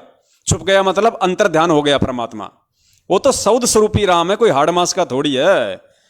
तभी तो परमेश्वर ने अखबार में कहा था कि मैं छुप गया तो बच गया, वरना ये लोग मुझे जान से मारना चाहते थे। परमेश्वर का शब्द झूठ नहीं हो सकता। इन लोगों ने पूरी मारने की कोशिश की थी। और ये दास उस समय वहीं था बरवाला आश्रम में। दास 20 दिन तक वहीं था। बरवाला कांड से 5-10 दिन पहले चला गया था और बरवाला कांड के दूसरे दिन दास वहां से आया है। आश्रम में ये अफवाह फैला दी गई थी इन काल एजेंटों के द्वारा कि गुरुजी तो 5 तत्व का शरीर छोड़ के सतलोक चले गए। पूरी संगत बेचारी रो रही थी कि भाई गुरुजी ने शरीर छोड़ दिया, गुरुजी ने शरीर छोड़ दिया। मतलब इनकी प्लानिंग थी इनकी, पहले इन्होंने अफवाह उड़ाई कि गुरुजी अपना 5 तत्व का शरीर छोड़ के सतलोक चले गए ताकि वो इल्जाम हरियाणा पुलिस प्रशासन पे आ जाए। और फिर इन्होंने गुरुजी को जान से मारने के लिए अपने जैसा इंसान समझ के, अपने जैसा एक व्यक्ति समझ के, एक साधारण मानव समझ के फिर ये लोग गुरुदेव को अंदर जान से मारने के लिए गए। लेकिन परमात्मा अंतर्ध्यान हो गए। इन्होंने ढूंढा लेकिन परमेश्वर नहीं मिला इनको। फिर इन्होंने कहा कि गुरुजी तो अपना 5 तत्वों का शरीर छोड़ के सतलोक चले गए। मतलब फिर इन्होंने सोचा कि अब क्या करें, अब तो कोई चारा नहीं है अपने पास में। तो ऐसे घटिया, ऐसे निकम्मे लोग हैं पुण्यात्माओं ये, और इन लोगों की तो शकल देखना भी महापाप है और तुम इनके ऊपर फिदा हो रहे हो। ऐसे लोगों के विषय में परमात्मा कहते हैं कि पापी प्रभात ना भेटो। पापी यानी दुष्ट प्रवृत्ति का लोग, उसको तो सुबह सुबह, प्रभात यानी सुबह का समय, कि ऐसे लोगों की तो सुबह सुबह दर्शन भी नहीं होने चाहिए। पापी प्रभात ना भेटो, मुख देखे पाप लगे जिसका, और 9 मास गर्भ त्रास दई, धिक्कार जन्म उसकी मां का। और अब आपको बताते हैं पुण्यात्माओं, इस पवन दास ने तो चलो फिर भी ज्ञान आधार से ये बातें कही कि परमपिता परमेश्वर के प्रति साजिशें रची इन लोगों ने। और ये कहते हैं कि पवन दास कह रहा है, मतलब मेरे ऊपर दोषारोपण लगा रहे हैं ये लोग कि देखो ये पवन दास कह रहा है कि गुरु जी को षड्यंत्र के तहत फंसा दिया गया, जबकि वो परमात्मा है। अरे पवन दास नहीं कह रहा, गधो, तुम्हारे में से जो बड़े गधे हैं, जो मैनेजमेंट के मुख्य जो सांड हैं, जो गेंडे हैं, वो कह रहे हैं। तो जरा उनके ऊपर भी वीडियो बनाओ। अगर तुम्हारी माँ ने तुम्हारे को दूध पिलाया है और अगर तुम एक बाप की औलाद हो, जिस भी व्यक्ति ने ये वीडियो बनाया है सतलोक आश्रम मैनेजमेंट हरियाणा वाले ने, अगर वो एक बाप की औलाद है और यदि मुझ पवन दास के ऊपर उसने वीडियो बनाने की हिम्मत की है, तो मध्य प्रदेश के स्टेट कोऑर्डिनेटर गेंडा स्वामी लठबाज विष्णु साहू के ऊपर भी वीडियो बनाओ, उस तेली के ऊपर भी वीडियो बनाओ। क्योंकि अब जो आप आगे सुनेंगे मीडिया को इंटरव्यू देते हुए, वो विष्णु तेली खुद कह रहा है कि हरियाणा सरकार ने हमारे गुरुजी को एक सोची समझी षड्यंत्र के तहत जेल में डाल दिया। सुनो इनके गेंडा स्वामी का इंटरव्यू, मध्य प्रदेश के स्टेट कोऑर्डिनेटर विष्णु साहू का। और पुण्यात्माओं फिर सवाल करना इन लोगों से जिन्होंने ये वीडियो देखा है कि भैया तुम तो पवन दास पे आरोप लगा रहे थे, उसने तो ज्ञान आधार से इस बात का स्पष्टीकरण दे दिया है, लेकिन ये जो तुम्हारा जो ये गेंडा स्वामी है, अब इसका क्या जवाब है? अब इसकी शिकायत नहीं लगाओगे? अब ये गुरुद्रोही नहीं होगा? सुनिए इस गेंडा स्वामी का इंटरव्यू। रामपाल जी महाराज ही करा सकते हैं और वही बंदी छोड़ हैं, इसलिए हम सभी भगतों का बंदी छोड़ सदगुरु रामपाल जी महाराज के नाम से जयकारा लगाते हैं। दूसरी तरफ ये गुरुद्रोही कह रहे हैं कि सदगुरुदेव जी को षड्यंत्र के तहत फंसा दिया गया। सतगुरुदेव जी को षड्यंत्र के तहत फंसा दिया गया। सुनिए विष्णु साहू का इंटरव्यू। और हमारे साथ भी ऐसा ही हुआ है। हमारे गुरुजी ने यहाँ पर सबको बोला था, जितने भी संत महंत आचार्य है देश के अंदर विदेश के अंदर, सबको बोला कि आओ, अगर आप परमात्मा का कोई भी जानते हो तो मुझसे ज्ञान चर्चा करो। हमारे साथ खुलासा किया, शास्त्र में बताया कि देखो यहाँ पर परमात्मा ऐसे मिलेगा, इस विधि से मिलेगा, और आप लोग जो कर रहे हो गलत साधना कर रहे हो, आओ मुझसे शास्त्र करो। कोई भी गुरु जी शास्त्र करने को तैयार नहीं हुआ और उनकी दुकान बंद होते नजर आने लगी। सारे जितने भी संत महंत के अनुयायी थे वो उनको छोड़ हमारे गुरु से नाम दीक्षा लेने लगे। तो उन्होंने एक षड्यंत्र बनाकर एक सोची समझी साजिश के तहत हरियाणा सरकार के साथ मिलकर हमारे गुरु जी को षड्यंत्र के तहत जेल में डाल दिया गया। मगर एक बार फिर से सुनना पुण्यात्माओं, विष्णु साहू कह रहा है कि हमारे गुरुजी को इन नकली संतों ने हरियाणा सरकार के साथ मिलकर एक सोची समझी साजिश के तहत, एक षड्यंत्र के तहत जेल में डाल दिया गया। ध्यान से सुनना। फिर भी हम बोले कि परमात्मा है, परमात्मा में लीला करते हैं, और हम ये आपको गारंटी के साथ बोल सकते हैं कि हमारे सदगुरु जी आने वाले 5 से 6 महीने में जेल से बाहर आ जाएंगे और न्याय तो दास अपनी घर मुझसे शासन कर। कोई भी गुरु जी शासन करने को तैयार नहीं हुआ और उनकी दुकान बंद होते नजर आने लगी। सारे जितने भी संत महंत के अनुयायी थे वो उनको छोड़कर हमारे गुरु से नाम दीक्षा लेने लगे। तो उन्होंने एक षड्यंत्र बनाकर एक सोची समझी साजिश के तहत हरियाणा सरकार के साथ मिलकर हमारे गुरु जी को षड्यंत्र के तहत जेल में डाल दिया गया। मगर फिर भी हम बोले कि परमात्मा है, परमात्मा में लीला करते हैं, और हम ये आपको गारंटी के साथ बोल सकते हैं कि हमारे सदगुरु जी आने वाले 5 से 6 महीने में जेल से बाहर आ जाएंगे और न्याय तो दास अपनी गर्दन कटवा देंगे। तो पुण्यात्माओं, दास ने तो अपना स्पष्टीकरण ज्ञान आधार से आपको दे दिया है, जो इन लोगों ने छुपाया और आप लोगों को सच्चाई नहीं बताई, और उल्टा मुझ दास पे एक छोटा सा दोष लगा दिया कि ये पवन दास तो गुरु जी को परमात्मा नहीं मानता और कह रहा है कि परमात्मा को षड्यंत्र के तहत फंसा दिया। अब ये विष्णु साहू, ये गेंडा स्वामी, मध्य प्रदेश का स्टेट कोऑर्डिनेटर, गाड़ीबाज, लठबाज विष्णु तेली, अब इससे जवाब लेने की हिम्मत क्या ये वीडियो बनाने वाला करेगा? क्या इस सतलोक आश्रम मैनेजमेंट हरियाणा वालों की माताओं ने उनको इतना दूध पिलाया है जो इस 140 किलो के गेंडा स्वामी से सवाल कर सके? करेंगे ये लोग सवाल? जिंदगी में नहीं करेंगे। ये कॉल एजेंट हैं भाई, आपस में मिलके अपनी दुकान चला रहे हैं, अपना धंधा चला रहे हैं। इनकी प्रार्थनाएं कहीं नहीं जाती, ये गुरुद्रोही नहीं होते। यहाँ तो जैसे हमारे पूज्य गुरुदेव जी कहते हैं कि निरंजन धन तेरा दरबार, यहाँ तनिक न न्याय विचार, झूठों को तो साचा बतावे ओ साचों को तो झूठा बतावे, झूठों का एतबार, निरंजन धन तेरा दरबार। तो पुण्यात्माओं, पवन दास अगर गाली खाए तो गुरुद्रोही, और इनका वर्ल्ड कोऑर्डिनेटर देशराज अगर मुंह में मूतने की गाली दे तो वो गुरुमुखी। पवन दास अगर जानवरों की तरह इनके सारनामियों से पिटे तो गुरुद्रोही, और इनके सारनामी देशराज, दिल्ली वाला परवेश, कुरुक्षेत्र वाला रमेश चंद्र चहल, बसंत सैनी का भाई रूपदास अगर इस दास को लठों से मारें तो वो परम भगत। तो पुण्यात्माओं, ये काल भगवान का लोक है, यहां पे ऐसा ही होता है। गुरु जी कहते ना कि मालिक की वाणी है कि वैश्या ओडे मूल मूल खासा और गल मोतियों के हार, और पतिव्रता को मिले न खादी सूखा निरस आहार, निरंजन धन तेरा दरबार। पुण्यात्माओं, ये काल भगवान का लोक है। जब हमारे सतवादी परमात्मा को इन नालायकों ने अपनी साजिशों के तहत, अपने षड्यंत्रों के तहत, अपनी सोची समझी और घटिया मनवस हरकतों के तहत, अपनी अय्यासियों के तहत बरवाला कांड करवा के ऐसे ऐसे घटिया आचरणों से आज ये उनको देश और दुनिया में बदनाम कर रहे हैं। तो पुण्यात्माओं, ये आप और हमें कहाँ छोड़ने वाले हैं? इन्होंने उस परम संत को तो देशद्रोही घोषित करवा दिया और इस 2 कौड़ी के जीव पवन दास को गुरुद्रोही घोषित करवा दिया, ताकि संगत में आराम से अपना धार्मिक धंधा कर सके, कोई बोलने वाला ही ना बचे। लेकिन शायद इसको पता नहीं कि ना तो कभी वो परम संत टूटता है ना झुकता है। वो जिस मकसद को लेके इस पृथ्वी पे प्रकट होता है उसको पूरा करके जाता है। कोई माई का बाप इसी किस ब्रह्मांड में उसको रोकने वाला नहीं है। और जिस अपने बच्चे के सिर पे वो परम संत हाथ रख दे, फिर उस बच्चे को कोई माई का लोल संगत में रोकने वाला नहीं है। आगे चलिए पुण्यात्माओं, इनकी इसी वीडियो में अगली दूसरी उआबाई। कबीर सागर दास सत ग्रंथ साहिब में दिए गए प्रमाण के आधार पर जो हमें काल के लोक से, इस काल के बंधन से छुड़वाने के लिए आए हो, जो वास्तव में बंदी छोड़ हो, उनको कौन बांध सकता है? आगे ये कह रहे हैं कि हम गुरु जी को बंदी छोड़ कहते हैं, जो बंधनों से छुड़वाने वाला है, और इस काल लोक से जो हमें छुड़वाने के लिए आया है उसको कौन बंधक बना सकता है? ये सतलोक आश्रम मैनेजमेंट हरियाणा इस वीडियो के माध्यम से कह रहा है। और फिर कह रहा कि पवन दास कह रहा कि गुरुजी को बंधक बना लिया।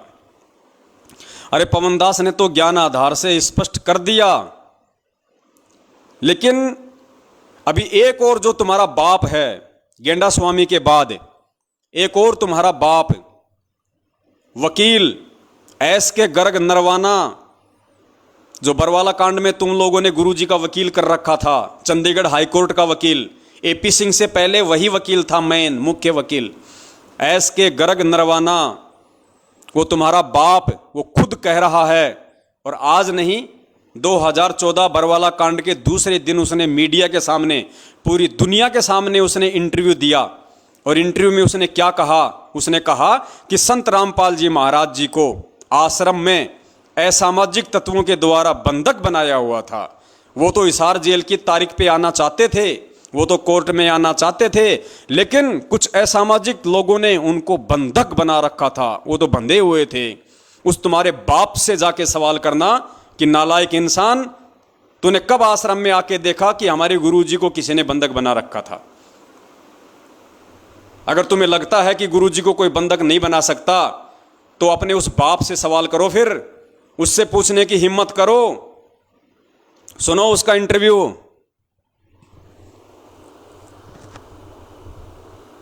रामपाल को आज पंजाब हरियाणा हाई कोर्ट में पेश किया गया और हमारे साथ संत रामपाल के वकील हैं जी। निर्वाणा जी, आज क्या हुआ है हाई कोर्ट में आपकी तरफ? आज संत रामपाल जी खुद पर्सनली कोर्ट में पेश हुए हैं और उनको पुलिस ने पेश किया है। और संत जी ने ये कहा है कि मैं तो खुद बंधक बना हुआ था, मैं क्या करता, मेरी मजबूरी थी, इसलिए मैं कोर्ट में नहीं आ सका। मैं बीमार जरूर हूँ, परंतु बीमार के होते हुए भी मैं कोर्ट में आता। किसने बंधक बनाया था उनको? कुछ लोग थे वहाँ पर, हजारों लोग थे, वो कहने लगे तुमने नहीं जाना, इनको रोका हुआ था। अब पुलिस ने जब इनको छुड़ाया तो ये डायरेक्ट एम्बुलेंस में पुलिस इनको कोर्ट में ले। और कितनी देर से बंधक थे वो? ये तो अब जब से ये झगड़ा चल रहा है ना, तब से बंद की थे, 15-16 दिन से शायद। और जो अब बताओ, ये तुम्हारा बाप पूरी दुनिया के सामने सरेआम चिल्ला रहा है कि संत रामपाल जी महाराज जी को कुछ लोगों ने आश्रम में बंधक बना रखा था। अगर वो बंधक ना होते तो वो तो इशारे की तारीख पे आने को तैयार थे। बताइए साहब। और ये भी कह रहा है कि फिर जाके उनको पुलिस ने छुड़वाया। जिस पुलिस पे तुम आरोप लगा रहे हो, जिस पुलिस के ऊपर तुम्हारा ये गेंडा स्वामी, ये विष्णु साहू मध्य प्रदेश वाला अभी 2 मिनट पहले कह रहा था कि संतों के साथ मिलके हरियाणा सरकार ने हमारे गुरुजी को षड्यंत्र के तहत फंसाया है। अरे उसी सरकार ने, ये तुम्हारा वकील कह रहा है, खुद तुम्हारा वकील कह रहा है कि उसी प्रशासन ने संत रामपाल जी महाराज जी को जाके छुड़वाया। तो गधो, तुम कौन से प्रशासन पे तुम इल्जाम लगा रहे हो? और सवाल करने तो अपने बाप से करो ना, इससे वकील से करो। अब अगर तुम्हारी हिम्मत है तो इससे करो कि भैया तेरे को किसने बताया उनको बंधक बना रखा था? वो तो बंदी छोड़ है, वो तो परमात्मा है, उनको कौन बंधक बना लेगा? और जब वो मीडिया वाली पूछ रही है कि उसको बंधक बनाने वाले लोग कौन थे, तो ये तुम्हारा बाप, ये तुम्हारे टुकड़ों पे पलने वाला, तुमने जो पैसों की जो बोरियां दी है ना इनको अपने बचाव के लिए और गुरुजी को फंसाने के लिए। अब ये कह रहा है, लो अब इससे जवाब। ये कह रहा है कि कुछ लोग थे वहां पे। अरे कौन लोग थे वकील साहब वहां पे? आपकी आंखें फूटी पड़ी हैं क्या? कौन लोग थे वहां पे जो बंधक बना रखा था? कौन थे? आश्रम में कौन घुस जाएगा? आश्रम में तो ऑलरेडी ये गुंडा पार्टी थी, राष्ट्रीय समाज सेवा समिति। इतने बड़े गुंडे ऑलरेडी आश्रम में थे। इन गुंडों के रहते रहते, और बताओ बाहर से कौन आदमी, किसकी हिम्मत होगी जो जाके संत रामपाल जी को बंधक बना लेगा? इन गुंडों के रहते सहते। लेकिन ये वकील साहब नाम लेने से डर रहे हैं। क्यों? क्योंकि वकील साहब की चारों जेब इन्होंने पहले ही नोटों से भर दी। अरे वकील किसने किया? सतलोक आश्रम मैनेजमेंट हरियाणा ने। तो वकील भाई साहब किसकी भाषा बोलेगा? वकील किसका बचाव करेगा? अगर ये वकील अगर सही होता, अगर ये वकील ही सही होते, ये मैनेजमेंट ही अगर सही होता तो बरवाला कांड नहीं होता। और अगर ये वकील सही होते तो ये नालायक इतनी बड़ी झूठ नहीं बोलते। ये सीधा सीधा बोलते कि साहब संत रामपाल जी महाराज जी का कोई दोष नहीं है, उन्होंने किसी प्रकार से कोई ना कोई भीड़ जमा की है, ना किसी को कमांडो बनाया है। आश्रम में राष्ट्रीय समाज सेवा समिति नाम का एक संगठन था जिन्होंने मनमानी हरकतें करके संत जी को इशारे की तारीखों पर जाने से रोका, उनको बंधक बनाया।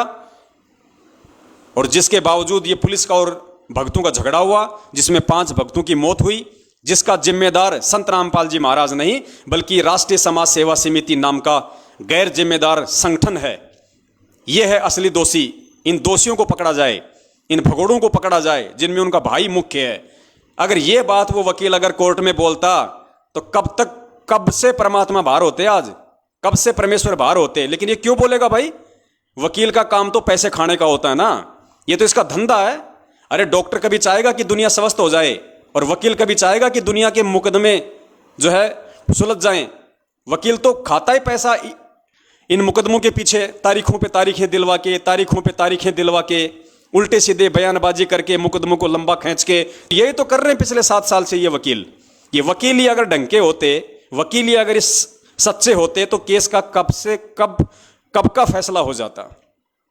तो पुण्यात्माओं, ये बहुत बड़ी साजिश, ये बहुत बड़ा षड्यंत्र इन काल एजेंटों के द्वारा बरवाला कांड से पहले ही सोच समझ के पूरा तैयार कर लिया गया था।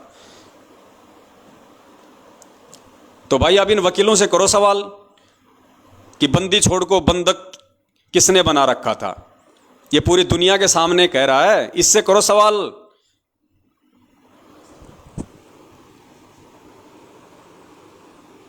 आगे चलिए पुण्यात्माओं, इनकी ओर उआबाई।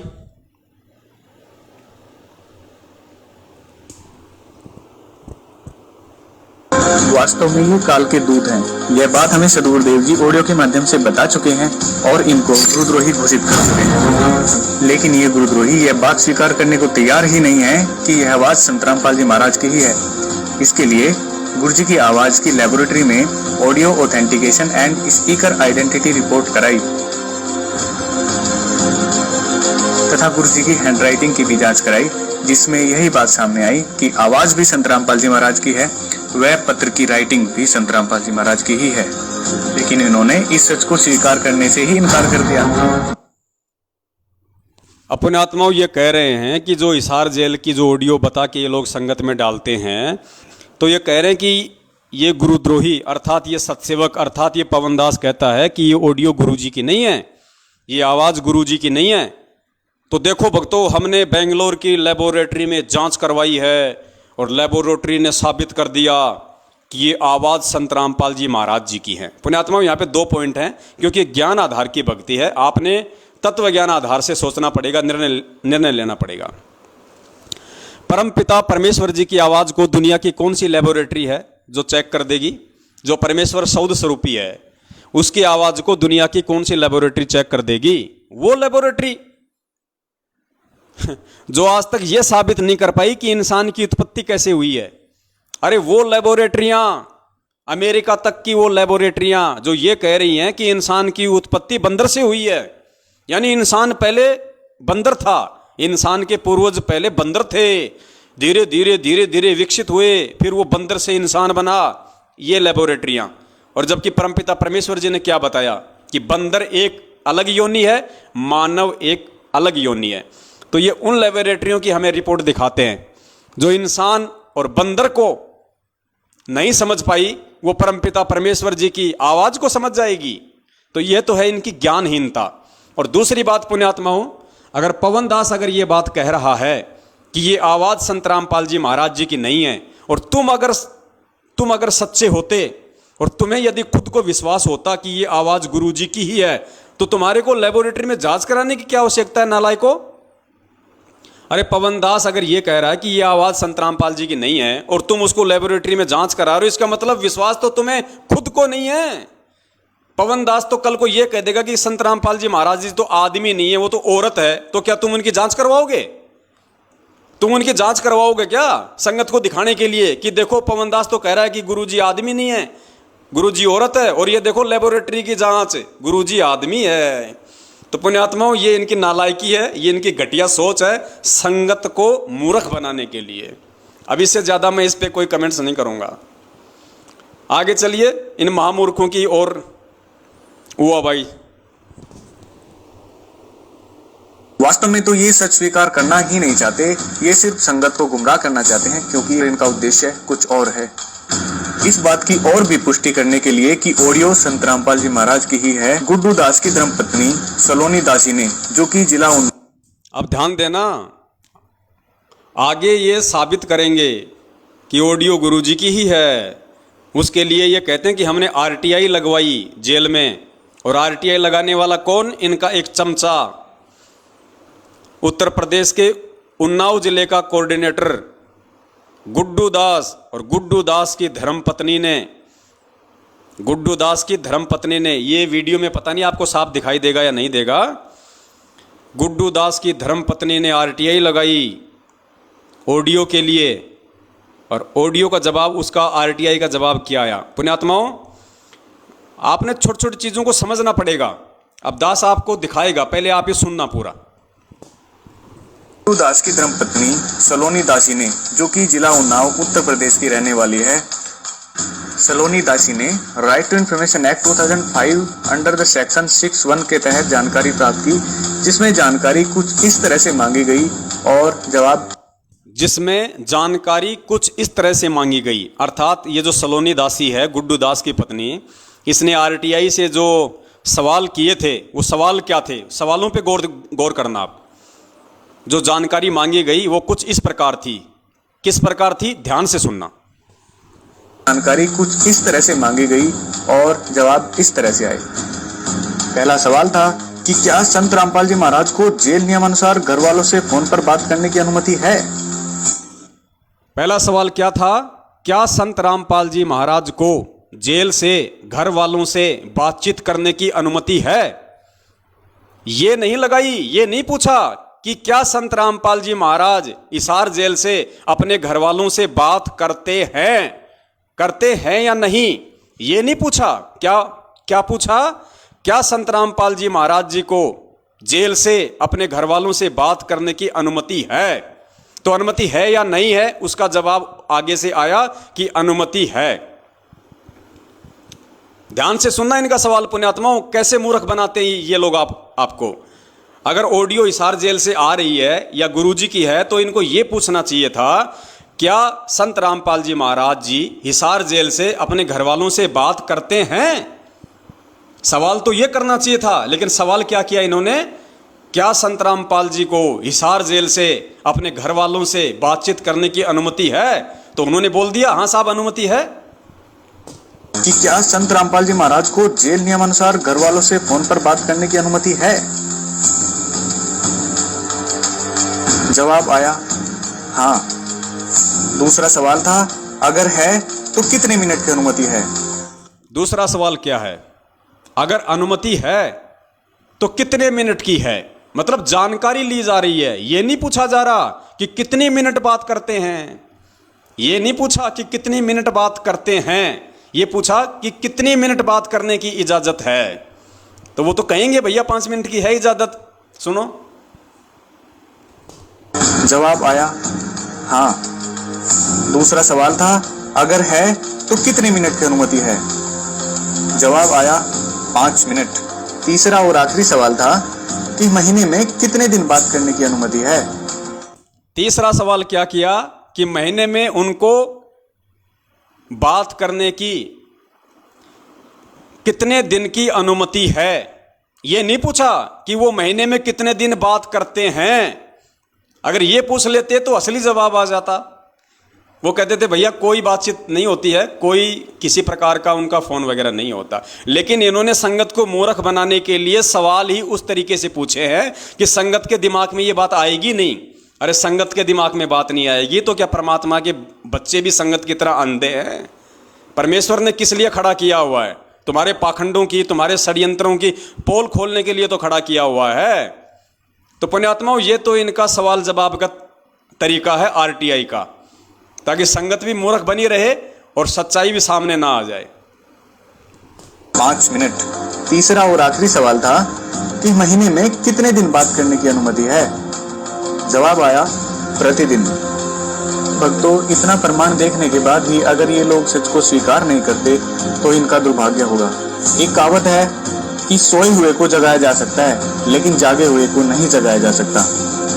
वही बात है, ये लोग जानबूझकर सच को स्वीकार नहीं करना चाहते और इनके द्वारा लगाई गई मैनेजमेंट पर सभी तरह के आरोप झूठे व निराधार साबित हुए। वही मैनेजमेंट जो करता है वो सद्गुरुदेव जी की आज्ञा के अनुसार ही करता है और सब कुछ सद्गुरुदेव जी की देखरेख के अनुसार ही होता है। हम इस वीडियो के माध्यम से मैनेजमेंट की तरफ से यही संदेश देना चाहेंगे कि मैनेजमेंट आपका शुभचिंतक है।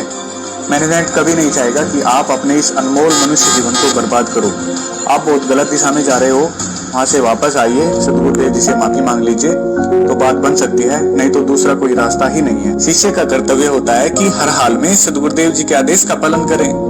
परमात्मा अपनी वाणी में बताते हैं, गुरु वचन निश्चय कर माने, पूरे गुरु की सेवा ठाने। सभी भक्तों को सत साहिब सद्गुरुदेव संत रामपाल जी महाराज जी की जय हो। ज्ञान तो एक नंबर का झाड़ते हैं कि गुरुदेव जी से प्रार्थना कर लो, गुरुदेव जी से समय याचना कर लो। अरे गुरुदेव जी से समय याचना हम तो रोज करते हैं भैया, दिन में 24 बार करते हैं। संध्या आरती में समय याचना तो है। अब तुम अगर संध्या आरती नहीं करते तो हमारी क्या गलती? संध्या आरती में वर्तमान की और जन्म जन्मांतरों की हमसे जो गलतियां हुई उनकी समय याचनाएं तो है। तो हम सत्सेवक तो रोज करते हैं, जब संध्या आरती करते हैं, ध्यान से करते हैं, बैठ के करते हैं, तो हम तो रोज अपने परमपिता परमेश्वर जी से समय याचना कर रहे हैं। अब तुम नहीं करते तो इसमें हमारी क्या गलती है? और अगर फिर भी अगर हमें समय याचना मांगने की जरूरत है तो हम मांग लेंगे भैया, ऐसी कोई बड़ी बात नहीं है। अगर हम गलत हैं तो अपनी गलती स्वीकार करने को 100 बार तैयार हैं, लेकिन कम से कम एक बार एक बार भगत जी आपसे हाथ जोड़ के विनती है, वर्ल्ड कोऑर्डिनेटर देशराज को भी जरा थोड़ा सा ये संदेशा भिजवाइए कि भगत जी आपने जो भक्तों के मुंह में मूतने वाली बात कही है, भक्तों की बेटियों को कोठे पे बैठाने वाली जो बात कही है, आप भी जरा उसके लिए गुरुदेव जी से माफी मांग लीजिए। वो तेरा बाप अगर तेरे सिर पे अगर बंदूक तान के खड़ा ना हो जाए, आप अगर उसको ये कहोगे ना कि देशराज भगत जी आपने वो मुंह में मूतने वाली बात जो पवन दास को कही थी, आपको गुरुदेव जी से माफी मांगनी चाहिए। वो मेरे सासू के मेरे ससुरे के मैं तना मंगाऊं तना मैं माफी इधर 2 मिनट में तुम्हारा किया दरा कर देगा। उसके बाद में सुरेश दास धनाने वाला, गुरुजी के सगे चाचे का लड़का, जिसने मुझ पवन दास को कैसी कैसी माँ की गालियां दी, उससे कहिए थोड़ा सा कि सुरेश भगत जी आपने जो पवन दास को माँ बहन की गालियां दी है, आप उसके लिए थोड़ा गुरुजी से क्षमा याचना कर लीजिए। तो वो क्या कहेगा पता है? पिटेगा के तारू तेरा जाम जानता को नहीं मने जाम तारू तेरा, माफी मांग ले, क्यों कर माफी मांगो।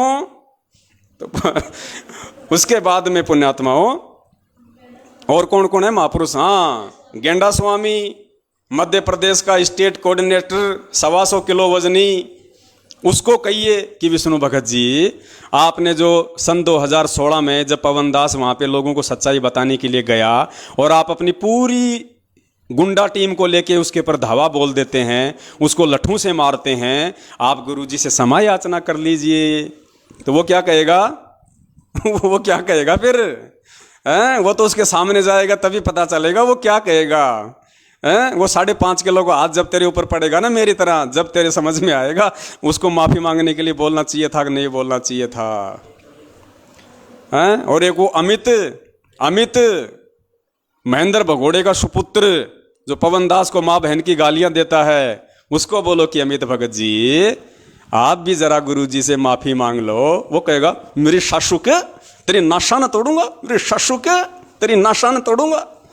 तब आपको पता चलेगा भगत जी माफी मांगना क्या होता है। और सत्सेवकों को चाहे गाड़ी निकाल दो, चाहे सत्सेवकों के तुम चाहे लठ मार दो, चाहे सत्सेवकों को कुछ भी बोल दो, बेचारे सुन लेते हैं, गाय हैं बेचारे परमात्मा की। क्या करें भाई, हमें परमेश्वर ने बांध रखा है अपने ज्ञान रूपी जंजीरों में। लेकिन ये तो खुले सांड हैं, इनको बोल के देखना कभी। और भी बहुत सारे लोग हैं, कितनों के नाम गिनाएं। तो पुण्यात्माओं, और एक वो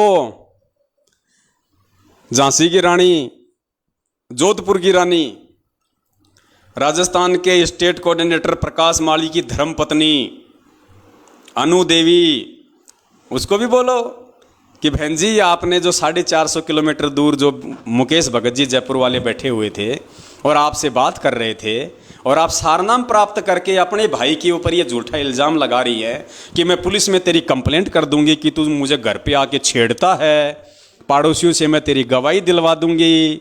तो बहन जी आप भी गुरुजी से क्षमा याचना कर लो। वो क्या कहेगी? हैं? वो क्या कहेगी? सुन ले, एक बार बोलती हूं, दोबारा मैं बोलती नहीं, और अब की बार अगर मैंने फोन किया तो ध्यान रखना, पुलिस में कंप्लेंट कर दूंगी कि ये मेरे को घर पे आके छेड़ता है, और मोहल्ले वालों से गवाही और दिलवा दूंगी।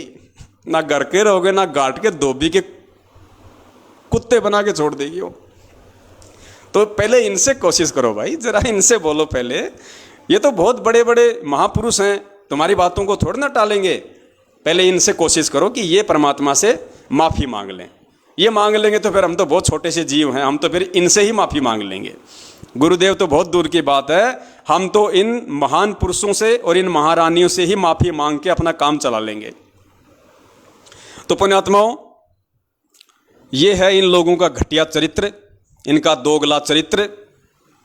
यानी कहने का मतलब ये है पुण्यात्माओं, ये जो साध संगति का जो प्रोग्राम बंदी छोड़ सतगुरु रामपाल जी महाराज जी के आशीर्वाद से चल रहा है, ये पुण्यात्माओं इसका मकसद एक ही है। वो परमात्मा ये समझाना चाहता है कि नालायकों, अगर तुम मेरे ज्ञान से नहीं समझ पाए, कम से कम तुम मेरे सत्संगों से नहीं समझ पाए, अरे कम से कम इस साध संगति के माध्यम से तुम्हारी आंखों के सामने जो प्रमाण दिखाए जा रहे हैं, जो सबूत दिखाए जा रहे हैं, कम से कम इनसे तो अब तुम समझो।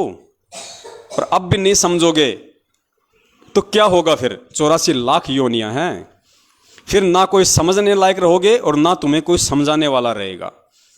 ऐसी स्थिति में लाके काल भगवान खड़ा कर देगा, ना घर का ना घाट का धोबी का कुत्ता बना के छोड़ देगा। तो पुण्यात्माओं, ये बहुत ही गहन चिंतन की बातें हैं और परमेश्वर ने एक बहुत ही अच्छा मौका दिया है भगत समाज को अपनी गलतियां सुधार करने का।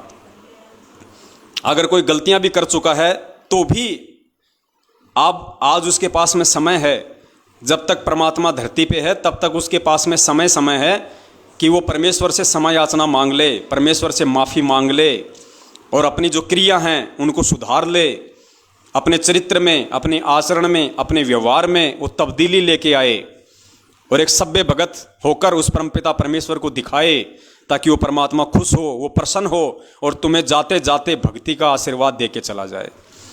तो पुण्यात्माओं, आज आपने और देखा अच्छे से कि जिस परमेश्वर के अतिरिक्त अन्य किसी को भोग नहीं लगाया जाता है, उस परमेश्वर को जब उसके बच्चे भोग लगा रहे हैं तो उस परमेश्वर को अपने शरीर का बाप समझने वाले लोग भी नाराज हैं। वो भी नहीं चाहते कि कोई हमारे बाप का भोग लगाए।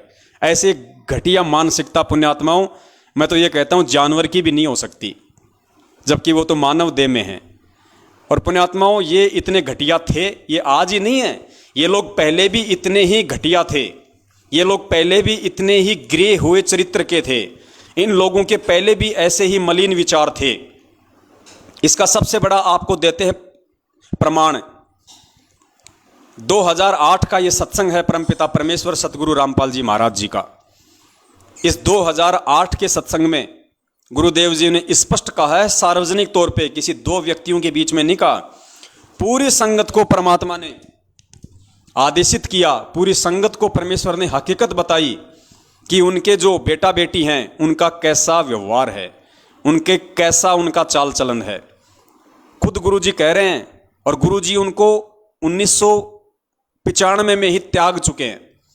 गुरुजी उस कलयुगी परिवार को 1995 में ही त्याग चुके हैं और 2013 में गुरुजी ने अपने डॉक्यूमेंट्स में, अपने राशन कार्ड में भी सभी परिवार वालों को बाहर निकाल फेंका।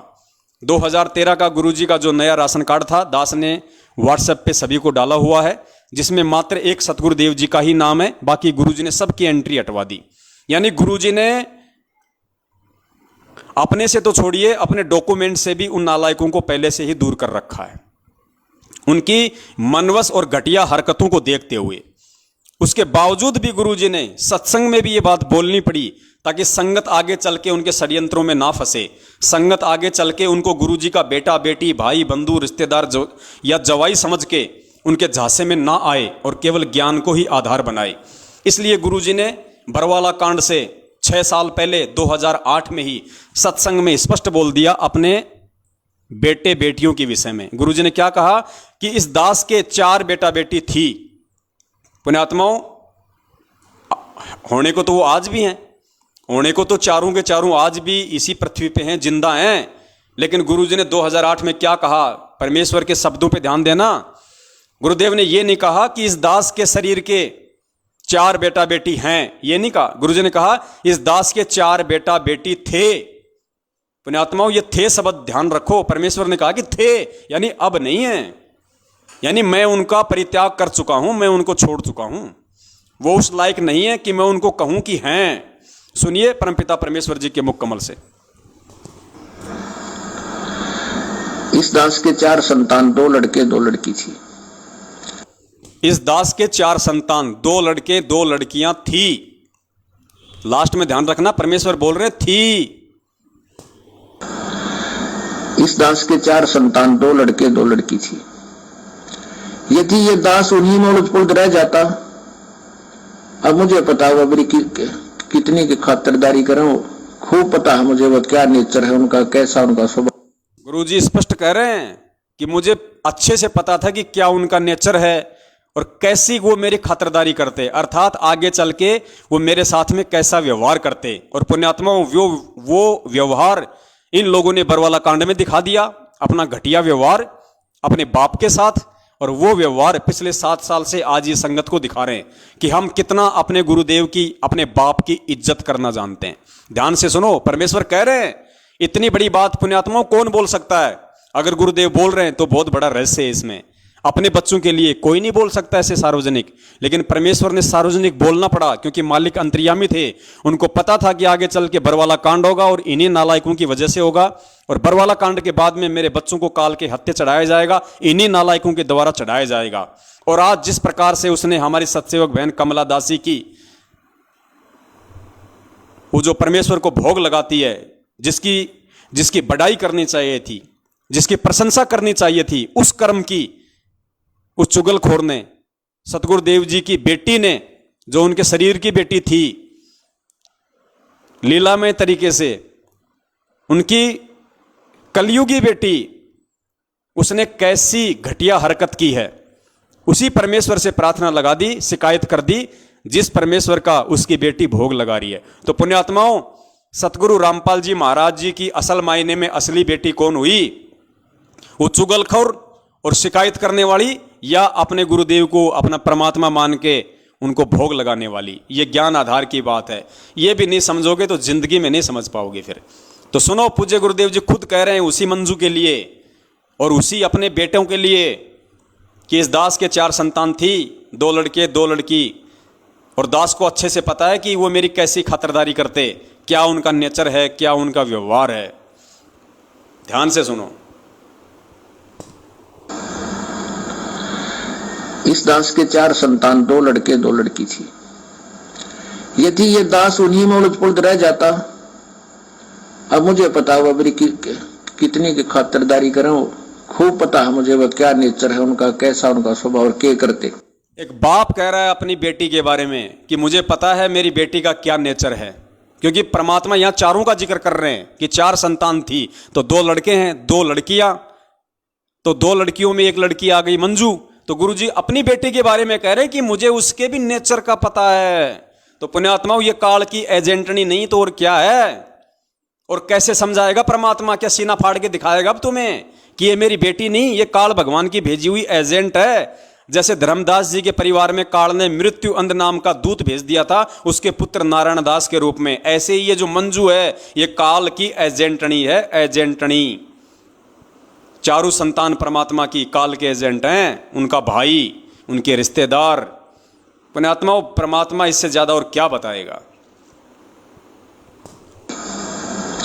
यदि ये दास उन्हीं में उलझ पुलझ रह जाता, अब मुझे पता हुआ मेरी कितनी की खातिरदारी करूं, खूब पता है मुझे वह क्या नेचर है उनका, कैसा उनका स्वभाव और क्या करते।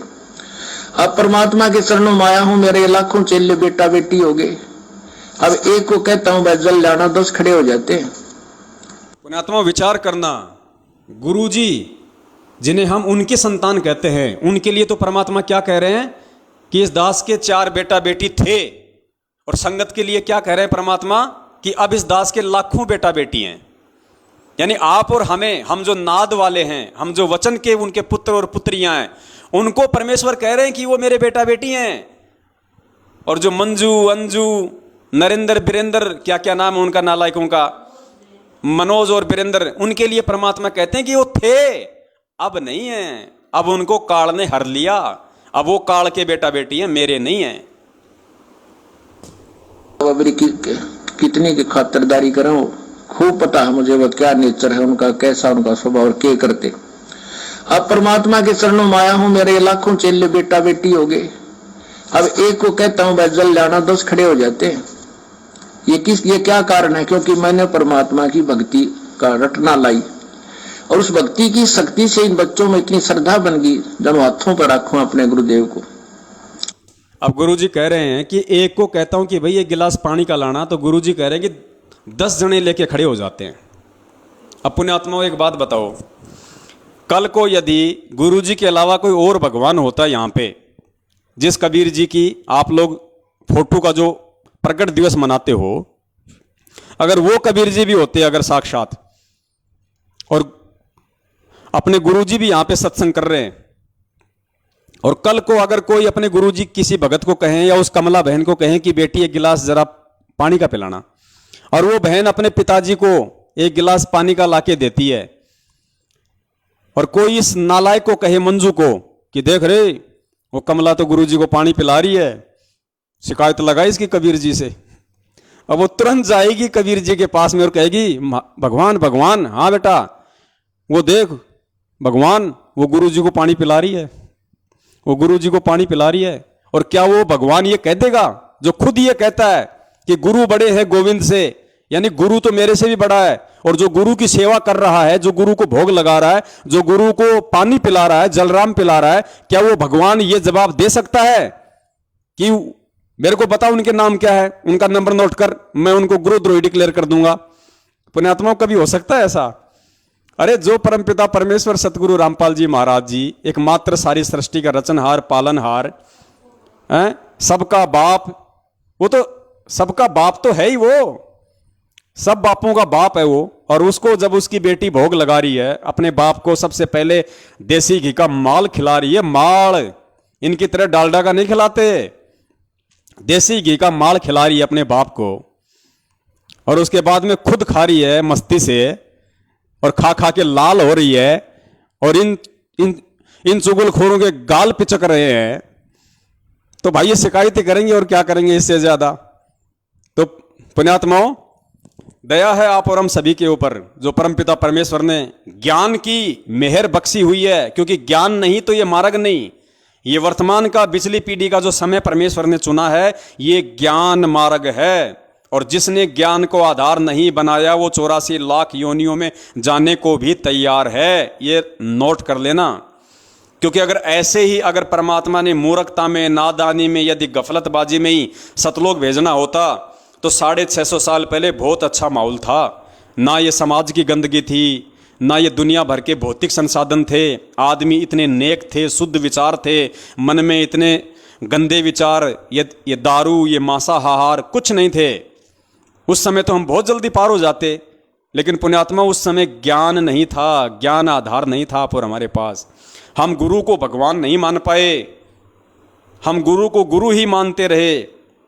और आज जब हम गुरु को भगवान मान रहे हैं, गुरु जी ने क्या कहा कि 650 साल पहले तुम्हारे सब काम ठीक थे, एक काम तुम्हारा खराब था कि तुम गुरु को परमात्मा नहीं मान पाए। और आज पुण्यात्माओं, जब एक नेपाल की बेटी अपने गुरु को परमात्मा मान रही है,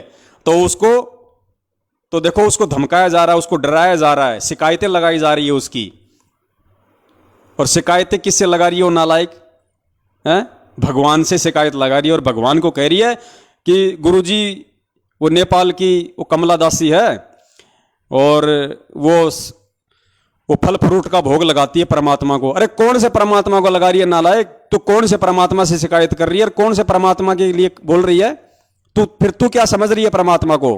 फिर कौन है परमात्मा? और जिसको वो भोग लगा रही है, तू जिसकी प्रार्थना, तू जिसकी शिकायत कर रही है। और एक बात बता, ये हमें केले, संतरे, सेब, अनार, अमरूद, पपीता, अनानास, अंगूर, लीची, और क्या है, 2-4 नाम बताओ रे। आम, फलों का राजा, मीठा मीठा, दशहरी, लंगड़ा, और केले, मीठे मीठे, पीले पीले। अब ये हमारे बाप के नहीं लगाएंगे भोग, हमारे गुरुदेव के नहीं लगाएंगे, तो क्या तेरे चाचा के भोग लगाएं? हैं? तेरी माँ को भोग लगाएं? ये तो परमेश्वर ने दिए हैं हमें, और परमेश्वर को ही इनका भोग लगेगा। सबसे पहले इनको चखने का अधिकारी परमपिता परमेश्वर सतगुरु रामपाल जी महाराज ही है, और उन्हीं को लगाएंगे। और लगा के देखो नालायकों, एक बार कभी जिंदगी में एक बार अपनी शुद्ध आत्मा से उनको परमात्मा मान के, और कभी उनको भोग लगा के देखो, एक बार लगाओ, एक बार। इतना स्वादिष्ट व्यंजन बनेगा, और इतनी आत्मा को शांति मिलेगी, गदगद हो जाएगी आत्मा। परमात्मा एडी से चोटी तक भक्ति भाव से भर देंगे, देखो कितना सुकून मिलेगा। लेकिन तुम्हें सुकून की क्या जरूरत है? तुम्हें तो काल भगवान ने केरोसिनी तेल से भर रखा है पूरा। तुम्हारे को तो ये चाहिए, मनीराम चंपाकली को 500, मनीराम को 30, फूटी ज्ञान विवेक की, अंधा है जगदीश। तुम्हारे को तो ये चाहिए, मनीराम चाहिए तुम्हारे को परमात्मा थोड़ी चाहिए, मनीराम चाहिए, मनीराम। तो हमें तो भाई परमात्मा चाहिए, और परमात्मा जिस विधि से खुश होगा, अगर परमात्मा हमारे नाचने से खुश होगा तो हम नाचेंगे उस परमात्मा को रिझाने के लिए। अगर परमात्मा भोग लगाने से प्रसन्न होगा तो परमेश्वर को एक से एक बढ़ के व्यंजनों का भोग लगाएंगे, एक से एक बढ़िया से बढ़िया स्वादिष्ट और महंगे से महंगे फलों का भोग लगाएंगे। जिस विधि से परमात्मा प्रसन्न होगा उस विधि से आज हम परमात्मा को प्रसन्न करने में कोई कसर नहीं छोड़ेंगे। तो पुण्यात्माओं, जिसको जैसा समय मिले, चाहे सप्ताह में या महीने में एक बार, जरूर अपने बंदी छोड़ को भोग लगाओ सतगुरु रामपाल जी महाराज जी को देसी घी के हलवे का। और अगर तुम्हारी आर्थिक स्थिति अच्छी है तो 2-4 प्रकार के 1-1, 2-2 सेव, संतरे, केले, अंगूर ये ला के उनको साफ करके अच्छे से और हलवा प्रसाद बना के, और आया है बंजारा केशव आया है, वो आरती गाते हुए उन फलों को परमात्मा के वहाँ ले जाओ दरबार पे हलवाराम को, और उसको, और फिर परमेश्वर की 42 मिनट की भोग की आरती आपको यूट्यूब पे मिल जाएगी। आराम से गाओ पुण्यात्माओं, कितना आनंद आएगा, एक अलग ही अनुभूति होगी। परमात्मा सदैव अपने साथ में रहेंगे।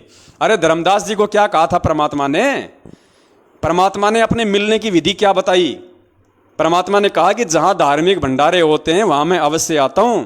और धार्मिक भंडारे में क्या होगा? भगवान को तो भोग लगेगा। तो पुण्यात्माओं, भगवान को भोग लगाओ। मजबूरन गुरु जी को आना पड़ेगा तुम्हारे पास में, मजबूरन। भगत के वश में है भगवान, भगत के वश में है भगवान। जब तुम भोग ही नहीं लगाओगे तो परमात्मा कहां से आएगा? तो परमेश्वर को 42 मिनट की आरती के साथ में और देसी घी का हलवा बना के परमेश्वर को भोग लगाओ, परमेश्वर को पुकारो आत्मा से। मजबूरन उस भगवान को तुम्हारे घर पे आना पड़ेगा किसी भी रूप में, चाहे सूक्ष्म रूप में आओ, चाहे प्रत्यक्ष में आओ, किसी भी रूप में आओ, वो परमात्मा, क्योंकि उसका विधान है जहां धार्मिक भंडारे होते हैं वहां भगवान को आना पड़ता है। तो गुरुदेव को अपने घर पे बुलाने का एक और सर्वश्रेष्ठ ये माध्यम है। इन्होंने तो लगाई शिकायत और उल्टा हमारे लिए इन्होंने एक अच्छा रास्ता खोल दिया। आज से पहले तो हो सकता है 4-5 भगत भाई बहन ही परमात्मा को 42 मिनट की आरती का भोग लगा रहे थे, अब तो 4200 लगाएंगे, 4200। तो पुण्यात्माओं, दया परमात्मा की। परमात्मा तो ऐसे ही दीनदयाल है, नए नए परमेश्वर वो तरीके अपनाते हैं अपने बच्चों के पास आने के लिए। तो पुण्यात्माओं, आज का जो लाइव साध संगति का कार्यक्रम है हम यहीं पे इसको विराम देते हैं। और जो सार शब्द के ऊपर था, तो पुण्यात्माओं सार शब्द के ऊपर 3 वीडियो बन चुके हैं। सबसे पहला पार्ट हमारा 4 घंटे का था, दूसरा पार्ट 3 घंटे का और तीसरा पार्ट 2.5 घंटे का। तो दास को लगता है पुण्यात्माओं 8-9 घंटे बहुत होते हैं किसी भी चीज़ को समझने के लिए। और ये 8-9 घंटे तो परमात्मा ने उन मंदबुद्धि लोगों के लिए व्यतीत करवाए जो सतलोक आश्रम मैनेजमेंट हरियाणा के पीछे लगे हुए हैं, वरना सत्सेवक भाई बहनों को तो समझाने की आवश्यकता थी ही नहीं। तो उन लोगों के लिए काफ़ी है। अगर वो इतने में भी नहीं समझेंगे तो वो और में भी नहीं समझेंगे। तो सार शब्द के ऊपर जो हमारा जो कार्यक्रम था वो परमेश्वर ने वो कंप्लीट करवाया। और ये 3 पार्टी बहुत हैं। आज परमपिता परमेश्वर जी ने, ये सतलोक आश्रम मैनेजमेंट हरियाणा वालों ने जो ये घटिया से घटिया जो ये शिकायत लगाई है, ये इनकी मंद बुद्धि को और इनकी घटिया मानसिकता को दर्शाती है। इनसे गिरा हुआ इंसान कोई धरती पे नहीं हो सकता। और इन्होंने जो वीडियो बनाया था गुरुद्रोहियों का पर्दाफाश, तो वास्तव में असली गुरुद्रोही कौन है और आज उसका असली पर्दाफाश यदि किसी ने किया है तो परमेश्वर के सत्सेवक बच्चों ने किया है। आपको वास्तविकता से रूबरू करवाया है कि असली षड्यंत्रकारी कौन है। तो पुण्यात्माओं, कल अगर परमात्मा दया करेंगे तो हम एक नए टॉपिक के साथ में, क्योंकि एक हमारा जो टॉपिक है वो छूटा हुआ है कि बहुत सारे भगत भाई बहन ऐसे हैं जो अपने परिवार में विरोध के चलते ढंग से भक्ति नहीं कर पा रहे हैं। उनके मन में तरह तरह के विचार उत्पन्न होते हैं कि मैं घर छोड़ के भग जाऊं, बाल बच्चों को छोड़ के कहीं दूर चला जाऊं, कहीं मकान ले लूं, वहां मैं अपनी भक्ति करूं। ये रोज यहाँ पे जग करते हैं, ढंग से आरती नहीं करने देते, तरह तरह के टेंशन देते हैं। तो हो सकता है अगर परमेश्वर की दया हुई तो दास कल दिन में एक मैसेज डाल देगा, अगर रात को 8 बजे हम लाइव आएंगे तो। अन्यथा फिर हम संडे को ही लाइव आएंगे। और हमारा जो एक बहुत ही महत्वपूर्ण जो टॉपिक था नित्य नियम का सरलार्थ, उसका केवल अभी तक हम एक ही पार्ट बना पाए हैं। अगर परमेश्वर दया करेंगे तो अगला जो संडे आएगा उसको हम नित्य नियम यानी भक्ति बोध का जो सरलार्थ है उसके दूसरे पार्ट की तरफ हम आगे बढ़ेंगे। तब तक के लिए दास आप सभी भाई बहनों से विराम चाहता है। और एक और दास आपको न्यूज़ देना चाहता था। परमपिता परमेश्वर जी के आशीर्वाद से दास ने भी अपनी झोपड़ी पे जो किराए की झोपड़ी है उस पे भगत समाज की ज्योतियां जलानी शुरू कर दी है। पिछले 4 दिन से दास के मकान पे भी भगत समाज की जो ज्योति हवन है वो परमात्मा ने शुरू करवा दिया है। ऑलरेडी उससे पहले महीना भर हो गया जयपुर में अपने कजोड़ भगत जी के घर पे ज्योतियां जल रही हैं। और हमारी जो सतसेवक बहन है निशा उत्तर प्रदेश के फरुखाबाद से, वहाँ भी परमेश्वर ने 5 ज्योतियों की दया बख्शी हुई है। तो 3 ज्योतियाँ भगत समाज की अलग अलग जगह पे परमेश्वर ने हवन यज्ञ के रूप में शुरू करवा रखी हैं। और पुण्यात्मा विश्वास रखना, एक भी पैसा आप लोगों का, ये हम पहले से बोलते आ रहे हैं, आपको आज भी बोल रहे हैं और आगे भी हमारे यही वचन रहेंगे। चाहे आप लोगों का, चाहे वो 10वें अंश का पैसा हो, चाहे दान का हो या चाहे आपके ज्योति हवन का हो, पुण्यात्माओं 100पन में भी कभी मत सोचना कि आपके उस पैसे का 1 पैसे का 100वां हिस्सा भी इधर उधर हो जाएगा। पुण्यात्माओं अब गलतियां नहीं हो सकती। अब परमेश्वर के विधान के खिलाफ उनके सतसेवक बच्चे नहीं चलेंगे। चाहे किसी परिस्थितिवश चाहे मांग के खाना पड़ जाए, लेकिन आप लोगों का जो सेवा राशि है, आप लोगों की जो सहयोग राशि है, आप लोगों का जो ज्योति का पैसा है, उसमें से पुण्यात्माओं 1 रुपये का 100वां अंश भी इधर उधर नहीं हो सकता। देखने वाला परमात्मा है, इससे ज़्यादा हम आपको विश्वास नहीं दिला सकते। और ये आपकी अंतरात्मा स्वीकार करेगी इस चीज़ को कि हम जो कह रहे हैं वो सत्य है या उसमें कुछ मिलावट है। तो पुण्यात्माओं वैसे और तो कोई ज़्यादा खर्च हो नहीं रहा। जिन जिन भगत भाई बहनों ने अपनी सेवा जो लिखवाई थी, दान की, 10वें अंश की या उधार की, उनमें से सिर्फ 2 या 3 भाइयों के अलावा किसी की सेवा नहीं लगी है। सबके पास अपना पैसा सुरक्षित है, सबके पास अपना पैसा सुरक्षित है। सिर्फ 2 या 3 भाइयों की सेवा लगी है, मुश्किल से 2 या 3 भाइयों की। इसके अलावा किसी से और कोई पैसा नहीं मंगवाया गया है। और एक हमारी जो ममता रावत नाम से बहन है, मैं नहीं जानता कहाँ से है बहन, आप सबको पता है, जिसने अपना सोना बेच के और दास को 92,000 रुपये भेजे, उस बहन की सेवा लग रही है लगातार। उस बहन ने जबरदस्ती पैसे डाल दिए तो परमेश्वर ने दया कर दी। 92,000 रुपये उसने डाले थे। और पुण्यात्मा ये जो मैसेज जो सेवा है, ये जो मिस कॉल वाली जो सेवा है, जो भगत समाज के हमारे पास में नंबर आ रहे हैं बहुत ज़्यादा तादाद में, और जिनको बल्क मैसेज के माध्यम से आप लोगों के डायरेक्ट मोबाइल के इनबॉक्स में जो मैसेज आ रहा है, तो बहुत सारे नंबरों पे वो भेजने पड़ते हैं। एक बार भेजने का तकरीबन 2 से 2,500 हज़ार का हमारे मतलब खर्चा आ रहा है, क्योंकि काफ़ी नंबर हो गए। 17 पैसे एक मैसेज के लगते हैं, तो कम से कम 2-2,500 हज़ार रुपये एक बार मैसेज भेजने के लगते हैं। तो दिन में मान लीजिए जैसे कभी कभार तो 2 मैसेज भी हम लोग भेज देते हैं, कभी कभार 3 भेज देते हैं, कभी कभार 1 मैसेज भी भेजते हैं। तो मैसेज में उस बहन की सेवा लग रही है। तकरीबन उस बहन का 60 से 70 हज़ार रुपया मैसेज सेवा में परमात्मा ने लगवा दिया है। उसके अलावा एक हमारी दिल्ली की बहन है, रोहिणी की, दिल्ली की रोहिणी में एक बहन रहती है, अभी नई जुड़ी है, और उसने दास को महीने भर पहले, शायद 10 या 15 दिन पहले, उसने दास को 7,500 रुपये उसने डाले थे। और अभी 5-7 दिन पहले उसने 2,500 रुपये डाले हैं 10वें अंश के। तो उस बहन की सेवा भी मैसेज सेवा में ही जा रही है। तो इन 2 बहनों की सेवा ही वो परमपिता परमेश्वर ले रहा है।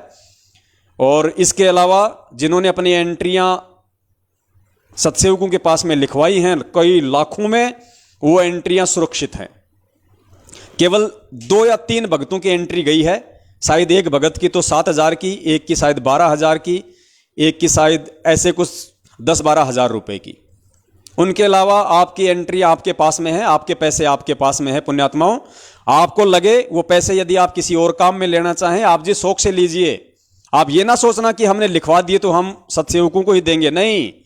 अगर आपके घर में भी अगर कोई जरूरत है तो पुण्यात्माओं आप एंट्री माइनस करवा देना, अपने घर में उन पैसों को काम लेना, फिर परमात्मा के लिए निकाल के रख लेना, फिर एंट्री करवा देना, कोई दिक्कत नहीं।